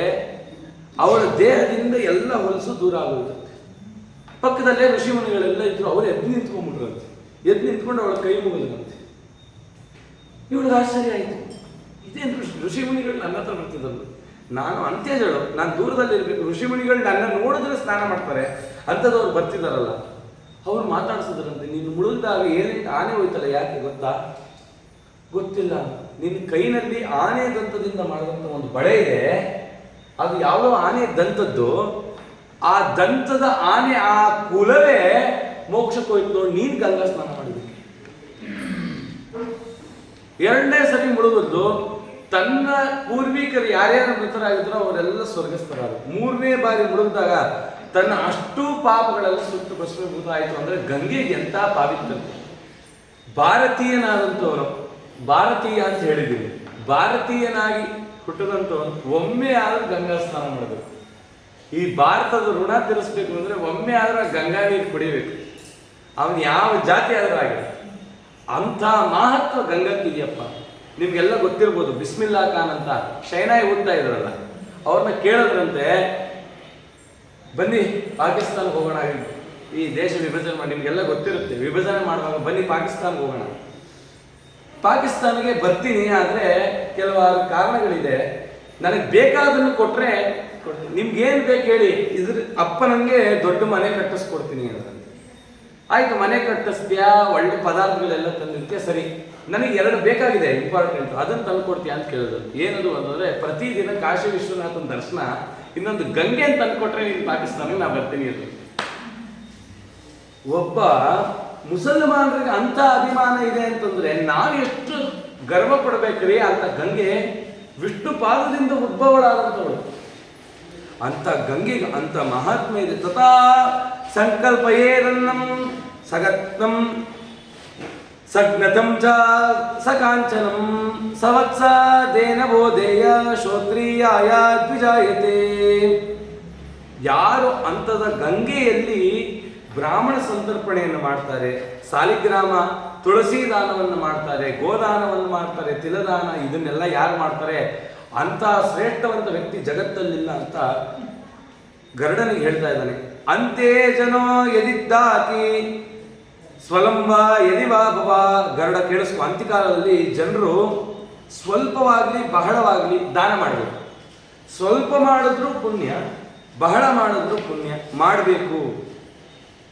ಹಿಂದೆ ಹೇಳಿದೆ, ಅಂತೋ ಜನ ಎದ್ದದಾತಿ. ಮತ್ತೆ ಕೇಳ್ದ, ಆಯುಷ್ ಮುಗಿತಿದೆ ಅಂತ ಹೇಗೆ ತಿಳಿಯುತ್ತೆ? ನಾವೇನೇನೋ ಹೇಳಿದ್ವಿ, ಆ ಥರ ಆಗುತ್ತೆ. ಇನ್ನೂ ಸ್ವಲ್ಪ ಸ್ಪಷ್ಟವಾಗಿ ಹೇಳು, ಯಾವ್ಯಾವುದಕ್ಕೆ ಎಷ್ಟು ತಿಂಗಳು ಆಯುಸ್ಸು ಅಂತ ಹೇಳುವಾಗ ಒಂದು 10 ವಿಧಾನವನ್ನು ಹೇಳಿದ್ದಾನೆ ಕೃಷ್ಣ. ಈ ಕೆಳಗಿನ ಕಾರಣಗಳನ್ನು ನೀವು ತಿಳ್ಕೊಂಡು ಇಷ್ಟು ಆಯುಸ್ಸಿದೆ ಅಂತ ತಿಳ್ಕೊಳ್ಳಿ. ಏನದು ಅಂತಂದ್ರೆ, ಶರೀರ ಮರಣ ಕಾಲದಲ್ಲಿ ಬೆಳ್ಳಗಾಗ್ತಾ ಬರುತ್ತದೆ. ಯಾವ ಶರೀರ ಕೇಳ್ತಾರೆ, ಇದೇನಿದು ಇಂಥ ಕಾಂತಿ ಇದೆಯಲ್ಲ, ಬರ್ತಾ ಬರ್ತಾ ಇಷ್ಟು ಬೆಳ್ಳಿ ಕಾಣಿಸ್ತಿದಾರಲ್ಲ ಅಂತಂದ್ರೆ ಅವನ 1 ತಿಂಗಳೇ ಅವನ ಆಯುಸ್ಸು. ಸಾತ್ವಿಕನಾದಂಥವನು ಮರಣ ಕಾಲದಲ್ಲಿ ಅವನಿಗೆ ಬ್ರಹ್ಮ ತೇಜ ಬರುತ್ತೆ. ಅವರು ನೋಡ್ತಿದ್ರೆ ಮಲಗಿದ್ದಾರೇನೋ ಅನ್ನೋ ಹಾಗೆ ಅಂತ ತೇಜಸ್ ಬರುತ್ತೆ. ಅದು 1 ತಿಂಗಳು ಪೂರ್ವದಲ್ಲೇ ಗೊತ್ತಾಗುತ್ತೆ. ಯಾವ ವಸ್ತುಗಳನ್ನು ಕಂಡ್ರೂ ಕೂಡ ಕಪ್ಪಾಗಿ ಕಾಣಿಸುತ್ತೆ. ಬೆಳ್ಳಿ ಪದಾರ್ಥಗಳನ್ನು, ಬೆಳ್ಳಿ ಪಾತ್ರೆಗಳನ್ನು ನೋಡಿದ್ರೆ ತೊಳೆದಿಟ್ಟಿದ್ರು ಹೇಳ್ತಾನಂತೆ, ಇದೇನಿದಿಷ್ಟು ಕರಗಿದೆಯಲ್ಲ, ಬೆಳ್ಳಿ ನೋಡಿ ಕರಗಿದೆ ಅಂತ ಹೇಳ್ತಾನಂತೆ. ಅವಾಗ ತಿಳ್ಕೋಬೇಕಂತೆ ಅವನ ಆಯುಸ್ಸು 6 ತಿಂಗಳು. ಸೂರ್ಯ ಚಂದ್ರನ ನೋಡಿದ್ರೆ ಅಗ್ನಿ ಪ್ರಜ್ವಲಿಸ್ತಿದೆಯೇನೋ ಅನ್ನೋದು ಗೊತ್ತಾಗುತ್ತಂತೆ, ಆಗ 6 ತಿಂಗಳ ಆಯುಸ್ಸು. ಎಡಗೈ ನಿರಂತರವಾಗಿ ಅಲ್ಲಾಡ್ತಿದ್ರೆ, ಪುರುಷರಿಗೆ ಎಡಗೈ ಅಲ್ಲಾಡ್ತಿದ್ರೆ, ಸ್ತ್ರೀಯರಿಗೆ ಬಲಗೈ ಅಲ್ಲಾಡ್ತಿದೆ ನಿರಂತರವಾಗಿ, ಅಂದ್ರೆ 1 ತಿಂಗಳ ಆಯುಸ್ಸು. ಇದು ನೋಡಿ ಸುಲಭ ತಾನೆ, ಆದ್ರೆ ದೇವರು ಏನ್ ಮಾಡ್ತಾನೆ ಗೊತ್ತಾ, ಇವೆಲ್ಲ ಮರೆಸ್ಬಿಡ್ತಾನೆ. ಯಾಕೆ ಅಂದ್ರೆ ನಮ್ಮ ಪ್ರಾರಬ್ಧ, ನಮ್ಗೆ ದೇವರಲ್ಲಿ ಮನಸ್ಸಿಲ್ವಲ್ಲ, ಇವೆಲ್ಲ ಮರೆಸ್ಬಿಡ್ತೀವಿ. ಈ ರೀತಿ ಆಗತ್ತೆ. ಮೈಯೆಲ್ಲ ಊದ್ಕೋತಾ ಇದೆ, ಬಾಯಿ ಯಾವಾಗಲೂ ಒಣಗ್ತಾ ಇದೆ, ನೀರು ಕುಡಿತಾಲೇ ಇರಬೇಕು, ಮಲಮೂತ್ರಗಳು ಹೋಗ್ತಾಲೇ ಇರಬೇಕು. ಇದೇನಿದು, ಇವಾಗ ತಾನೇ ನೀರು ಕುಡ್ದಿದ್ದು ಮತ್ತೆ ದಾಹ ಆಗ್ತಿದೆಯಲ್ಲ, ಚಳಿಗಾಲದಲ್ಲೂ ದಾಹ ಆಗ್ತಿದೆ, ಮೈಯೆಲ್ಲ ಊದ್ಕೋತಿದೆ, ಕಾಲೆಲ್ಲ ಇಷ್ಟು ದಪ್ಪ ಊದ್ಕೊಂಡ್ಬಿಟ್ಟಿದೆ, ಸೊಂಟ ಊದಿದೆ, ಮೂಗು ಕಣ್ಣೆಲ್ಲ ಊದಿದೆ ಅಂತಂದ್ರೆ 1 ತಿಂಗಳ ಆಯುಸ್ಸು. ನಾಳೆಗೆ ದಪ್ಪ ಆಗಿ ಕಡೆಗಾಲದಲ್ಲಿ ಮಾತು ಹೊರಡುತ್ತಿಲ್ಲ ಅನ್ನೋದಾದ್ರೆ, ಜೊತೆಗೆ ಬಾಯಿಂದ ನೀರು ಸುರಿಸ್ತಿದ್ದಾರೆ ಅಂದ್ರೆ 6 ತಿಂಗಳ ಆಯುಸ್ಸು. ಕೂತ್ಕೊಂಡಿರೋ ಕಾಲಕ್ಕೆ ನಿದ್ದೆ ಬಂದ್ರೆ ಅಲ್ಲ, ತಾನಾಗಿ ಕೆಮ್ಮಿ ಕೆಮ್ಮಿ ಬೆನ್ನು ಬಾಗ್ತಿದೆ ಅನ್ನೋದಾದ್ರೆ 15 ದಿನ ಆಯುಸ್ಸು. ತನ್ನ ಪ್ರತಿಬಿಂಬ ಎಣ್ಣೆಲೋ ನೀರಲ್ಲಿ ಸ್ನಾನ ಮಾಡುವಾಗ ನಮ್ಮ ನೆರಳು ಕಾಣುತ್ತೆ ನೀರಲ್ಲಿ, ತುಪ್ಪದಲ್ಲಿ, ಎಣ್ಣೆಯಲ್ಲಿ, ನೀರಲ್ಲಿ ಅಥವಾ ಕನ್ನಡಿಯಲ್ಲಿ ನಮ್ಮ ಮುಖ ನಮಗೆ ಕಾಣಿಸ್ತಾ ಇಲ್ಲ. ಕಾಣಿಸಿದ್ರು ಕೂಡ ತುಂಬಾ ವಿಕಾರವಾಗಿ ಕಾಣಿಸ್ತಾ ಇದೆ. ನಮ್ಮ ಮುಖ ನಮಗೆ ತುಂಬಾ ಕೆಟ್ಟದಾಗಿ ಕಾಣಿಸ್ತಾ ಇದೆ. ಅಥವಾ ಕನ್ನಡಿಯಲ್ಲಿ ನನ್ನ ತಲೆ ಕಾಣಿಸ್ತಾ ಇಲ್ಲ, ಶರೀರ ಕಾಣಿಸ್ತಾ ಇದೆ. ಈ ಥರದ್ದೆಲ್ಲ ಆಗ್ತಿದೆ ಅಂತಂದ್ರೆ 6 ತಿಂಗಳ ಆಯುಸ್ಸು. ತನ್ನ ನೆರಳು ತನಗೆ ಕಾಣಿಸ್ತಾ ಇಲ್ಲ, ತನ್ನ ತಲೆ ಇದೆ ಅನ್ನೋದು ತಲೆ ಮುಟ್ತಾನೆ, ಕೂದಲಿದ್ರು ಕೂಡ ಕೂದಲಿಲ್ಲ ಅನ್ನೋ ರೀತಿ ಗೋಚರ ಆದರೆ 1 ತಿಂಗಳ ಆಯುಸ್ಸು. ಆಕಾಶ ನೋಡಿದಾಗ ಸಪ್ತಋಷಿ ಮಂಡಲ ಅಥವಾ ನಕ್ಷತ್ರಗಳು ಕಾಣಿಸ್ತಾ ಇಲ್ಲ.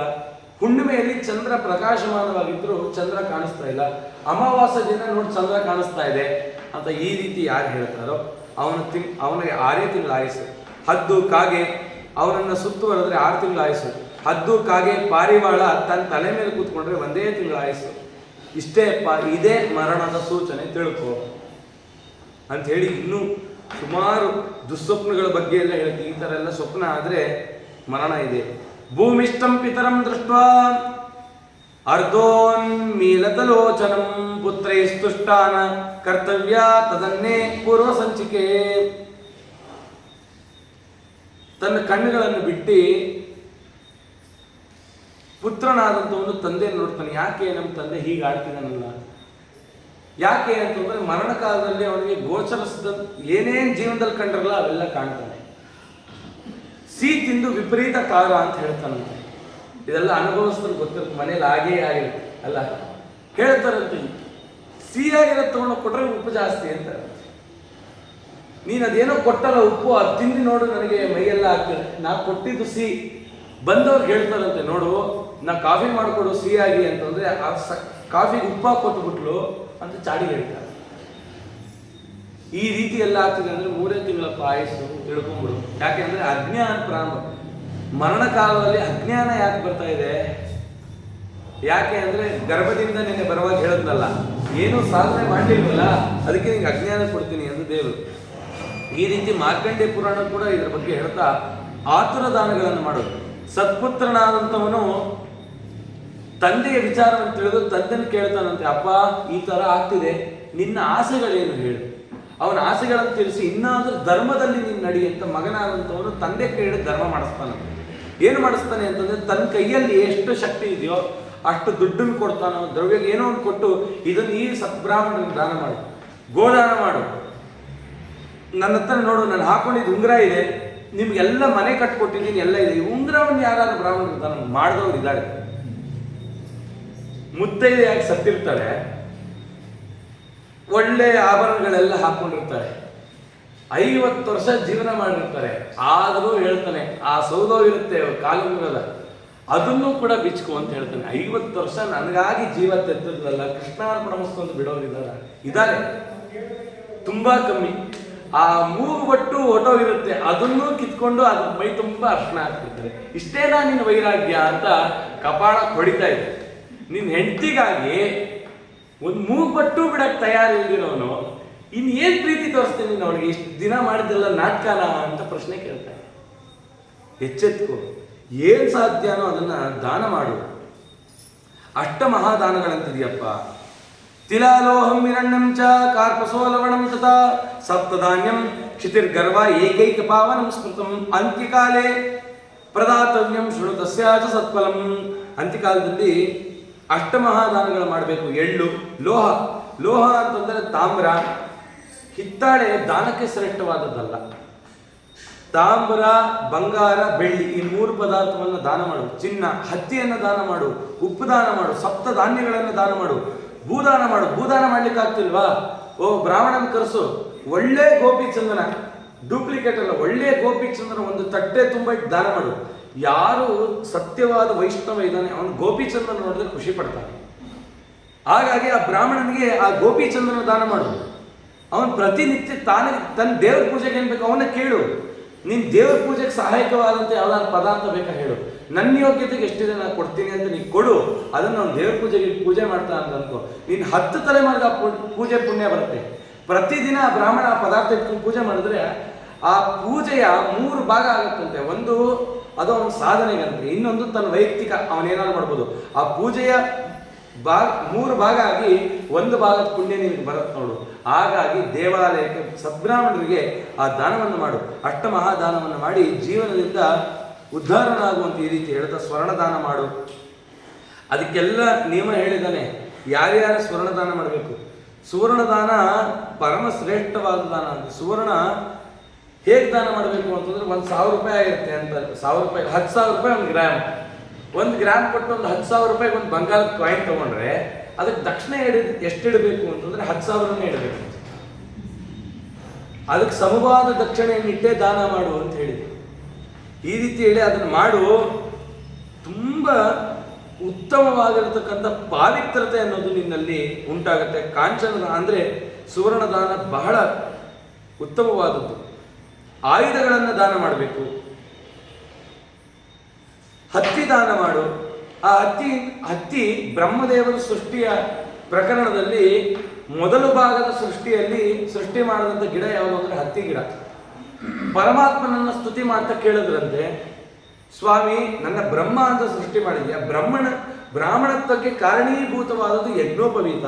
ಆ ಯಜ್ಞೋಪವೀತಕ್ಕಾಗಿ ನಾನು ಏನು ಮಾಡಲಿ ಅಂದ್ರೆ ಹತ್ತಿ ಗಿಡವನ್ನ ಸೃಷ್ಟಿ ಮಾಡುವಂತ ಪರಮಾತ್ಮನೇ ಹತ್ತಿ ಬೀಜ ಕೊಟ್ಟರಂತೆ ಬ್ರಹ್ಮದೇವರಿಗೆ.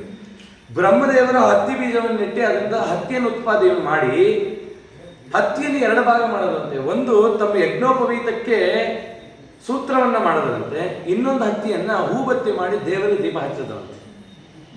ಬ್ರಹ್ಮದೇವರ ಸೃಷ್ಟಿ ಪ್ರಕರಣದಲ್ಲಿ ಮೊದಲು ಸೃಷ್ಟಿ ಮಾಡಿದ್ದು ಪುರುಷರಿಗೆ ಯಜ್ಞೋಪವೀತ, ಸ್ತ್ರೀಯರಿಗೆ ಹೂಬತ್ತಿ. ನೋಡಿದ್ರ ಹೂಬತ್ತಿಗೆ ಎಂತ ಮಹತ್ವ ಇದೆ. ಹಾಗಾಗಿ ಯಾವಾಗಲೂ ಹೂಬತ್ತಿ ಮಾಡ್ಕೊಂಡೇ ಕೂತಿರ್ತಾಳೆ ಅಂತಂದ್ರೆ ಮಹಾಪಾಪ. ಅವರು ಮಾಡ್ತಿರೋದು ಬ್ರಹ್ಮ ಸಾಧನೆ. ಆ ರೀತಿ ಹೇಳಿದೆ.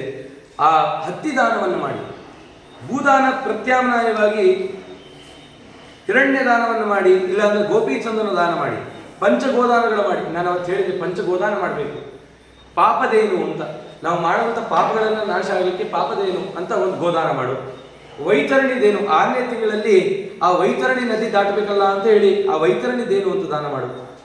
ಉತ್ಕ್ರಾಂತಿದೇನು, ನಾವು ಮರಣಕಾಲ ಸುಖವಾಗಿ ಆಗಬೇಕು ಅಂತ ಉತ್ಕ್ರಾಂತಿದೇನು ಅಂತ ಆ 3ನೇ ಗೋದಾನ ಮಾಡು. 4ನೇದು ಋಣದೇನು ಅಂತ, ಯಾರ್ಯಾರ ಹತ್ರನೋ ಋಣಕ್ಕಾಗಿ ಏನೋ ತಗೊಂಡಿರ್ತೀವಿ ಆ ಋಣವನ್ನು ನಾಶ ಮಾಡಿಕೊಳ್ಳಿಕ್ಕೆ ಅಂತ ಮಾಡು. ಈ ರೀತಿ 5 ವಿಧಾನವಾಗಿ ಹೇಳ್ತಾ ಇದ್ದಾರೆ. ಜನ್ಮೋದ್ಧಾರಕ್ಕಾಗಿ ಒಂದು ಮಾಡು ಹೇಳುತ್ತೆ ಗರುಡ ಪುರಾಣ. ಬಾಲ್ಯದಲ್ಲಿ ಸಾವು ಬರ್ತಿದೆ ಅಂತ ಹೆದರ್ಕೋತಾರಲ್ಲ ಎಷ್ಟೋ ಜನ, ನೀನು ಯಾವತ್ತೂ ಸತ್ತೋಗಿದ್ಯಾ ಅನ್ಬಿಡ್ತು. ಯಾಕೆ ಅಂತಂದ್ರೆ ಬಾಲ್ಯದಲ್ಲಿದ್ದ ಶರೀರ ಯೌವನಕ್ಕಿದೆಯಾ? ಬಾಲ್ಯ ಹೊರಟೋಯ್ತು. ಇವಾಗ ನೀವು ಪ್ರಯತ್ನ ಪಟ್ರೆ ಬಾಲ್ಯ ಬರುತ್ತೆ. ನಾವು ಡೈ ಹಾಕೊಂಡ್ರು ಬಾಲ್ಯ ಬರಲ್ಲ ಅಲ್ವಾ? ಏನೋ ಆ ಕಾಂತಿನೇ ಹೊರಟೋಯ್ತು. ಮನೆಗೆ ಹೋಗಿ ಆ ನಮ್ಮ ಹಳೆ ಫೋಟೋ ನೋಡ್ಕೊಂಡ್ರೆ ಇದು ನಾವ ಅನ್ಸ್ಬಿಡುತ್ತೆ. ಆ ಶರೀರ ಎಲ್ಲೋಯ್ತು ಅಂತ ಕೃಷ್ಣ ಪ್ರಶ್ನೆ ಮಾಡ್ತಾ ಇದ್ದಾರೆ. ದುಃಖ ಆಯ್ತು ಅಂತ ಹೇಳ್ತಿದ್ದೆ ತಾನೆ, ನನ್ನ ದೇಹ ಬಿದ್ದೋಗ್ತಿದೆ ಅಂತ ಹೇಳ್ತಿದ್ದೆ. ಬಾಲ್ಯದಲ್ಲಿ ಬಿದ್ದೋದಾಗ ನೀನು ಯೌವನದಲ್ಲಿ ಕೇಳಲೇ ಇಲ್ಲ, ನನ್ನ ಬಾಲ್ಯ ಶರೀರ ಹೊಟ್ಟೋಯ್ತು, ಯೌವನ ಶರೀರದಲ್ಲಿ ಮದಪಟ್ಟೆ. ಸರಿ, ಕೌಮಾರಾವಸ್ಥೆಗೆ ಬಂದೆ, ಯೌವನಾವಸ್ಥೆಗೆ ಬಂದೆ, ವೃದ್ಧಾಪ್ಯ ಬಂದಾಗ ಶರೀರ ಬಿದ್ದೋಗ್ತಿದೆ ಅಂತ ಭಯಾನ. ಈ ಶರೀರದ ಮೇಲೆ ಯಾಕಪ್ಪ ವ್ಯಾಮೋಹ ಮಾಡ್ತೀಯಾ? ಜೀವನ್ ಮುಕ್ತಿಗಾಗಿ ಸಾಧನೆ ಮಾಡ್ಕೋ. ಈ ಶರೀರ ಶಾಶ್ವತವಾದದ್ದಲ್ಲ. ಪುನರಪಿ ಜನನಂ ಪುನರಪಿ ಮರಣಂ. ಇಂಥ ಶರೀರಕ್ಕೆ ನೀನು ಯಾಕೆ ಒದ್ದಾಡ್ತೀಯ? ಈ ಶರೀರವನ್ನು ಭಗವತ್ ಪರವಾಗಿ ಮಾಡು. ಪಾತ್ರವನ್ನು ನೋಡಿ ದಾನ ಮಾಡಬೇಕು. ಸುವರ್ಣ ದಾನ ಮತ್ತೆ ಗೋದಾನಕ್ಕೆ ಈ ರೀತಿ ಎಲ್ಲ ಹೇಳ್ತಾ, ಎಷ್ಟೋ ಜನ ವಿದ್ಯಾರ್ಥಿಗಳಿದ್ದಾರೆ. ಆ ವಿದ್ಯಾರ್ಥಿಗಳಿಗೆ ಒಬ್ಬ ವಿದ್ಯಾರ್ಥಿಗೆ ಪುಸ್ತಕ ಕೊಡಿಸ್ಬೋದಲ್ಲ 1 ವರ್ಷಕ್ಕೆ, ಅದನ್ನು ಕೊಡು. ಜನ್ಮಾಂತರದಲ್ಲಿ ಒಳ್ಳೆ ವಿದ್ಯೆ ಬರುತ್ತೆ. ಈ ಜನ್ಮದಲ್ಲಿ ವಿದ್ಯೆ ಹತ್ತಲಿಲ್ವಾ? ಏನೋ ಸಂಪಾದನೆ ಇದೆಯಾ? ಒಂದು ಪುಸ್ತಕ ಕೊಡಿಸೋದು. ವಿದ್ಯಾರ್ಥಿನೇ ಕೇಳಿ, ನಿನಗೆ ಯಾವ ಪುಸ್ತಕ ಬೇಕು? 10th ಓದ್ತಾ ಇರ್ತಾರೆ ಅಥವಾ PU ಮಾಡ್ತಾರೆ, ನಿನಗೆ ಯಾವ ಪುಸ್ತಕ ಬೇಕು ಕೇಳಿ, ಒಂದು ಪುಸ್ತಕ ನಾ ಕೊಡಿಸ್ತೀನಿ. ಅದನ್ನು ಕೊಡಿಸ್ರಿ, ಎಂಥ ಪುಣ್ಯ ಇದೆ ಅವನು ಅದನ್ನು ಓದಿದ್ರೆ. ಮಾಡಿದ್ರೆ ಬೇಕಾದಿದೆ ಸಾಧನೆ. ದಾನದಿಂದ ಧರ್ಮದ ಅವಶ್ಯಕತೆ ಇದೆ ಮರಣಕಾಲದಲ್ಲಿ. ಯಾಕೆ ದಾನ ಮಾಡುವಂತಂದ್ರೆ, ಬ್ರಾಹ್ಮಣನಿಗೆ ನೀ ದಾನ ಮಾಡಿದೆ, ಯಜ್ಞೋಪವೀತ ದಾನ ಮಾಡಿದೆ ಅಲ್ವಾ, ಅವನು ಗಾಯತ್ರಿ ಮಂತ್ರ ಜಪ ಮಾಡಿದ್ನಲ್ಲ, ಅದರ 1 ಭಾಗದ ಪುಣ್ಯವನ್ನು ನಿನಗೆ ಕೊಡ್ತಾನೆ. ಆ ಪುಣ್ಯ ನೀನಂತೂ ಜಪ ಮಾಡಲಿಲ್ಲ, ಆ ಜಪದ ಪುಣ್ಯನಾದರೂ ಇಟ್ಕೊಂಡು ಉದ್ಧಾರ ಆಗು. ಅದಕ್ಕೆ ದಾನ ಮಾಡು. ಯಾಕೆ ದಾನ ಅಂದ್ರೆ, ನನ್ನ ಹತ್ರ ಪುಣ್ಯ ಇಲ್ಲ, ಪುಣ್ಯವಂತರಿಗೆ ಕೊಟ್ರೆ ಅವರ ಆಶೀರ್ವಾದ ಮಾಡೋದ್ರೆ ನಿನ್ನ ಉದ್ಧಾರ ಮಾಡ್ತಾರೆ. ಹಾಗಾಗಿ ದಾನ ಮಾಡು. ಇದೆಲ್ಲ ವಿಚಾರ ತುಂಬ ಧರ್ಮ ಸೂಕ್ಷ್ಮತೆಯನ್ನು ಹೇಳ್ತಾ, ಸುಹಸ್ತ ದಾನ, ತನ್ನ ಕೈಯಿಂದನೇ ದಾನ ಮಾಡಬೇಕು. ಮೊದಲನೇ ದಿನ ನಾನು ಹೇಳಿದ್ನಲ್ಲ, ಈ ಶ್ರಾದ್ದಗಳಿಗೆ ಕೈಯಿಂದ ಕೈಗೆ ಕೊಡಬೇಕು.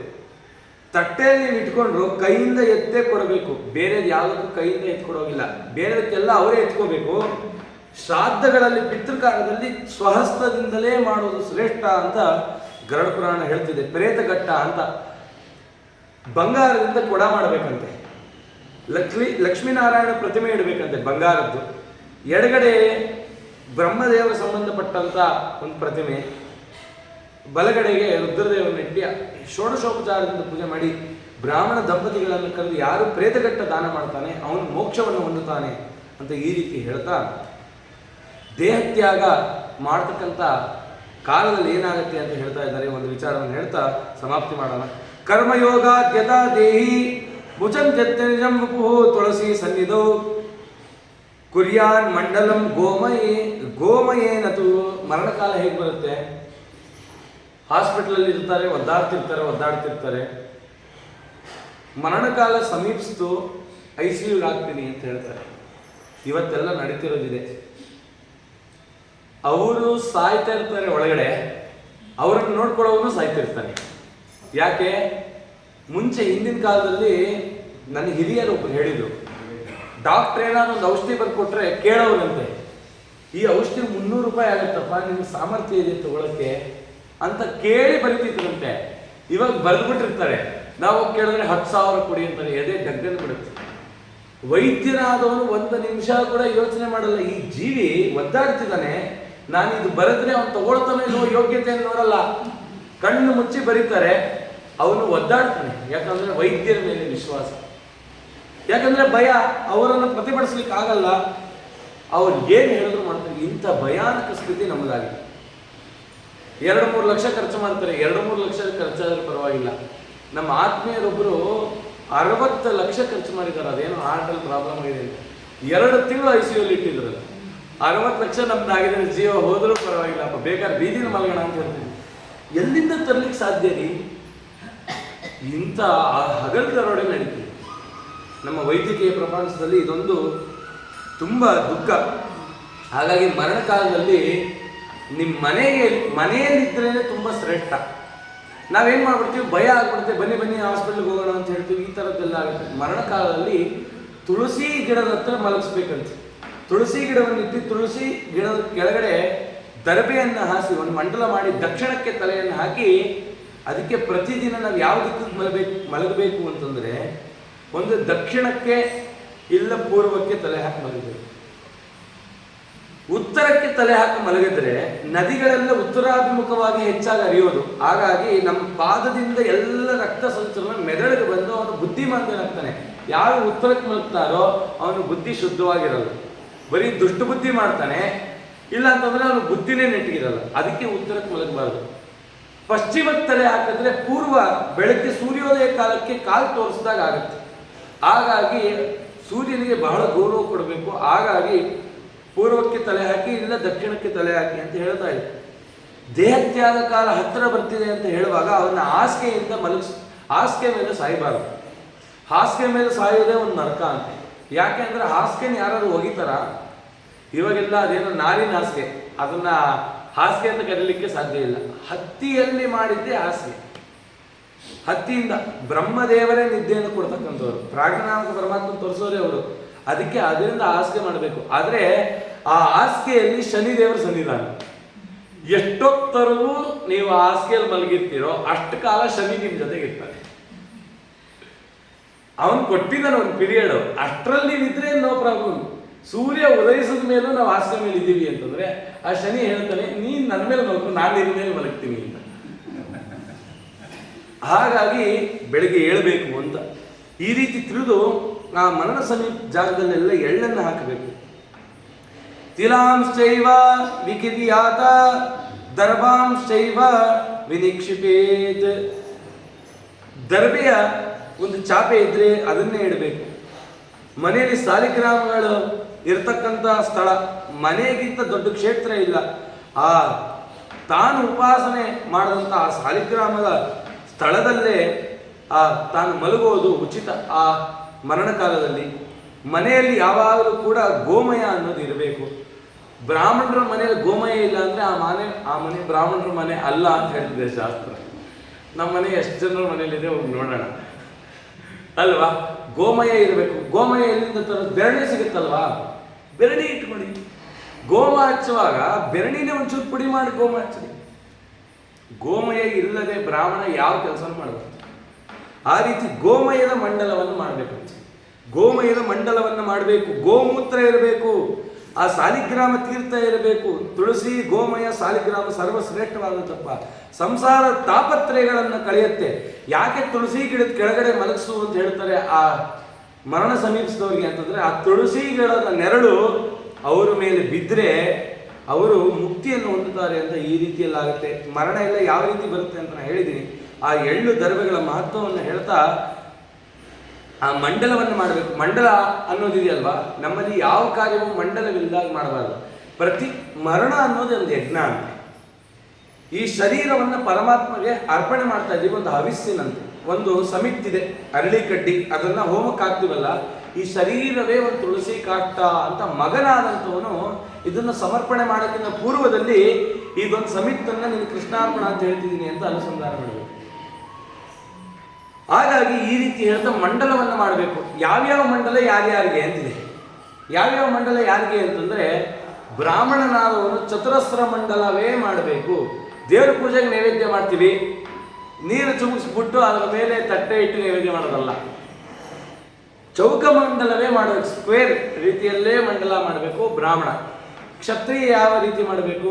ತ್ರಿಕೋಣ ಮಂಡಲ ಅಂತ ಅವ್ನಿಗೆ ಹೇಳಿದ್ದಾರೆ. ಟ್ರಯಾಂಗಲ್ ಮಾಡಬೇಕು ಕ್ಷತ್ರಿಯ. ವೈಶ್ಯ ಏನು ಮಾಡಬೇಕು? ವರ್ತುಲ ಮಂಡಲ, ರೌಂಡ್ ಆಗಿ ಮಾಡಬೇಕು. ಯಾರೋ ವೈಶ್ಯರ ಮನೆಗೆ ಹೋಗಿರ್ತೀವಿ, ಶೆಟ್ರ ಮನೆಗೆ, ಅವ್ರ ಮನೆಗೆ ಹೋಗಿ ಮಂಡಲ ಮಾಡಬೇಕು ಅಂದರೆ ಚೌಕ ಮಾಡಬೇಕು ರೀ ಅಂತ ಹೇಳ್ಬೇಡ್ರಿ. ಅವ್ರ ಧರ್ಮದಲ್ಲಿ ಇರೋದು ವರ್ತುಲ ಮಂಡಲ. ಅವ್ರ ದೇವ್ರಿಗೆ ಹಾಗೇ ಮಾಡಬೇಕು ನಿವೇದನೆ. ಆ ಮಂಡಲ.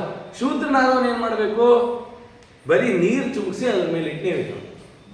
ಎಷ್ಟೋ ಜನ ಮದುವೆ ಮನೆಗಳಿಗೆ ಹೋಗಿ, ಇಲ್ಲ ಯಾವುದೋ ಸಮಾರಂಭಕ್ಕೆ ಹೋಗಿ ಬಾಳೆ ಎಲೆಗೆ ನೀರು ಹಾಕ್ತಾರೆ. ಅದೇ ನೀರನ್ನು ತಗೊಂಡು ತಮ್ಮ ಎಲೆ ಕೆಳಗೆ ಹಾಕಿ ಊಟ ಮಾಡಿದ್ರು ಅಂದರೆ ಆ ಮಂಡಲ ಯಾರ್ದಾಯ್ತು? ಶೂದ್ರ ಮಂಡಲ ಆಯ್ತು ತಾನೆ. ಮತ್ತು ನಾವು ತಿಂದಿದ್ದು ಶೂದ್ರನ್ನ ಆಯ್ತಲ್ಲ. ಅದಕ್ಕೆ ಮಂಡಲ ರಹಿತವಾಗಿ ಊಟ ಮಾಡಬಾರ್ದು. ಮಂಡಲ ರಹಿತವಾಗಿ ನಾವು ಊಟ ಮಾಡಿದ್ರೆ ಮಾಂಸ ಭಕ್ಷಣ ಅಂತ ಹೇಳಿದೆ. ಹಾಗಾಗಿ ಮಂಡಲ ಸಹಿತವಾಗಿ ಊಟ ಮಾಡಬೇಕು. ಮಂಡಲಕ್ಕೆ ಅಷ್ಟು ಪ್ರಾಧಾನ್ಯತೆಯನ್ನು ಕೊಟ್ಟಿದೆಯಪ್ಪ ಅಂತ ಹೇಳ್ತಾ ಇದೆ. ಗಂಗಾ ಸ್ಮರಣೆ ಮಾಡಬೇಕು, ಗಂಗಾ ತಾಲಿ ಇರಬೇಕು. ಭಾಗವತವನ್ನ ಮಗನಾದಂಥ ನಾರಾಯಣ ಸ್ಮರಣೆ ಮಾಡಬೇಕು. ಈ ಕಾಲಕ್ಕೆ ಮಗ ಫಾರಿನ್ಗೆ ಹೋಗಿರ್ತಾನೆ, ಅವರು ಒದ್ದಾಡ್ತಿದ್ರೆ ಅಕ್ಕಪಕ್ಕ ಮನೆಯಲ್ಲಿ ಬಂದಿದ್ದು ನಿಂತಿರ್ತಾರೆ. ಇಂಥ ಮಕ್ಕಳಿದ್ದೇನು ಪ್ರಯೋಜನ ಅಂತ ಕೇಳ್ತಾರೆ. ಮರಣಕಾಲದಲ್ಲಿ ಪುತ್ರನಾದಂಥವನು ಅಥವಾ ಮಗಳಾಗಿದ್ರೆ ಮಗಳು, ಅಳಿಯಾನು ಅಥವಾ ತಮ್ಮನು, ಬಂಧುಗಳು, ಸ್ನೇಹಿತರು ಯಾರೂ ಇಲ್ಲ ನನ್ನ ಮರಣಕಾಲದಲ್ಲಿ ಅಂತಂದರೆ ನಾನಿನ್ನೆಂಥ ದುಷ್ಟ ಅಂತ ಅವಾಗ ಗೊತ್ತಾಗುತ್ತೆ. ಹಾಗಾಗಿ ಅದರಿಂದ ಎಚ್ಚೆತ್ಕೊಂಡು ಮರಣಕಾಲದಲ್ಲಿ ಸಮೀಪಿಸ್ತಿದೆ ಇವೆಲ್ಲ ಕಾರ್ಯಗಳನ್ನು ಮಾಡ್ತಾ ಒಂದು ವಿಚಾರ ಹೇಳುತ್ತೆ ಗರುಡ ಪುರಾಣ. ಏನದು ಅಂದರೆ ಆತುರ ಸನ್ಯಾಸಿಯಾಗಿ ನನಗೆ ಯಾರೂ ದಿಕ್ಕಿಲ್ಲ ಅಂತಂದರೆ ಆತ್ಮಶ್ರಾದ್ದವನ್ನು ಮಾಡಿಕೊಂಡು ಊರಿಂದ ಹೊರಗಡೆ ಇರು, ನೀನು ಸಾವುಗಾಗಿ ಕಾಯ್ತಾ ಇರು ಅಂತ. ಅದರ ಅರ್ಥ ಏನು? ಆತ್ಮಶ್ರಾದ್ದ ಅಂತಂದರೆ ತನ್ನ ಪ್ರೇತ ಅಂದರೆ ಪಿತೃವರ್ಗಕ್ಕೆ ಸೇರಬೇಕಲ್ಲ, ತನ್ನ ಪಿಂಡವನ್ನು ತಾನೇ ಮಾಡಿಕೊಂಡು ಪಿತೃವರ್ಗದಲ್ಲಿ ತನ್ನನ್ನು ತಾನೇ ಸೇರಿಸ್ಕೊಂಡು ತಲೆಯನ್ನು ಬಳಸ್ಕೊಂಡು ನನಗೆ ಯಾರೋ ದಿಕ್ಕಿಲ್ಲ ಅಂತ ನೀರಿಗೆ ಹೋಗಿ ಬೀಳಬೇಕಂತೆ. ಅವನು ಅವಾಗ ಪ್ರೇತ ಇದ್ದಾಗ, ಪ್ರೇತವರ್ಗ ಅಂದರೆ ಪಿತೃವರ್ಗ ಸೇರಿದ ಮೇಲೆ ಒಂದು ಪ್ರೇತ ಶರೀರ ಇದೆ ಅಷ್ಟೇ. ನೀರಿಗೆ ಹೋಗಿ ಬೀಳಿ ಮುಂಡನವನ್ನು ಮಾಡಿಸ್ಕೊಂಡು ನೀರಿಗೆ ಹೋಗಿ ಬಿದ್ದು ಎರಡು ಕೈಗಳನ್ನು ಎತ್ತಿ ನನಗೆ ಸಂಬಂಧಪಟ್ಟವ್ರು ಯಾರೂ ಇಲ್ಲ, ನಾನು ಯಾರಿಗೂ ಸಂಬಂಧಪಟ್ಟಿಲ್ಲ ಅಂತ ಕೂಕೋಬೇಕಂತೆ. ಯಾರು ಗೃಹಸ್ಥರಿದ್ದು ಬಾ ನಿನಗೆ ಪುನರ್ಜನ್ಮ ಕೊಡ್ತೀನಿ ಅಂದರೆ ಸನ್ಯಾಸವನ್ನು ಕೊಡಿಸ್ತೀನಿ ಅಂತ ಕರ್ಕೊಂಡು ಹೋದರೆ ಸನ್ಯಾಸ ಅನ್ನೋದು ಪುನರ್ಜನ್ಮ. ಅದರಿಂದ ಸಾಧನೆ ಮಾಡ್ಕೋ. ಸನ್ಯಾಸ ನಿನಗೆ ಸಿಕ್ಕಲಿಲ್ಲ ಅಂದರೆ ನೀರಲ್ಲೇ ಬಿದ್ದು ಸಾಯಿ ಅಂತ ಹೇಳಿದ್ರು. ಅಂತ ಈ ರೀತಿಯಲ್ಲಿ ಆದರೂ ಒಳ್ಳೆಯ ಧರ್ಮದಿಂದ ನೀನು ಮುಕ್ತಿಯನ್ನು ಹೊಂದು ಅಂತ ಹೇಳ್ತಾ, ನಾಳೆ ದಿನ ಮರಣ ನಂತರದಲ್ಲಿ ದಶವಿಧಿ ಏನೇನು ಕಾರ್ಯಗಳು ನಡೆಯುತ್ತೆ ಅಂದರೆ ಅಸ್ಥಿ ಸಂಚಯನ ಅಂದರೆ ಏನು, ಏನೇನು ಕ್ರಿಯೆಗಳು ನಮಗಾಗುತ್ತೆ, ಪ್ರೇತ ಏನೇನು ಅನುಭವಿಸುತ್ತೆ, ಮೃತ್ಯು ಹೊಂದಿರೋನು ಏನೇನು ಅನುಭವಿಸ್ತಾನೆ, ಏನೇನು ಮಾಡಬೇಕು, ಏನೇನು ನಡೆಯುತ್ತೆ ಅನ್ನೋ ವಿಚಾರಗಳನ್ನೆಲ್ಲ ನಾಳೆ ದಿನ ಚಿಂತನೆ ಮಾಡೋಣ ಅಂತ ಹೇಳಿ ಶ್ರೀ ಕೃಷ್ಣಾರ್ಪಣ ಮಸ್ತು ಮಧ್ವೇಶ್ವರ. ಮಳೆ ಬರ್ತಿದೆಯಾ?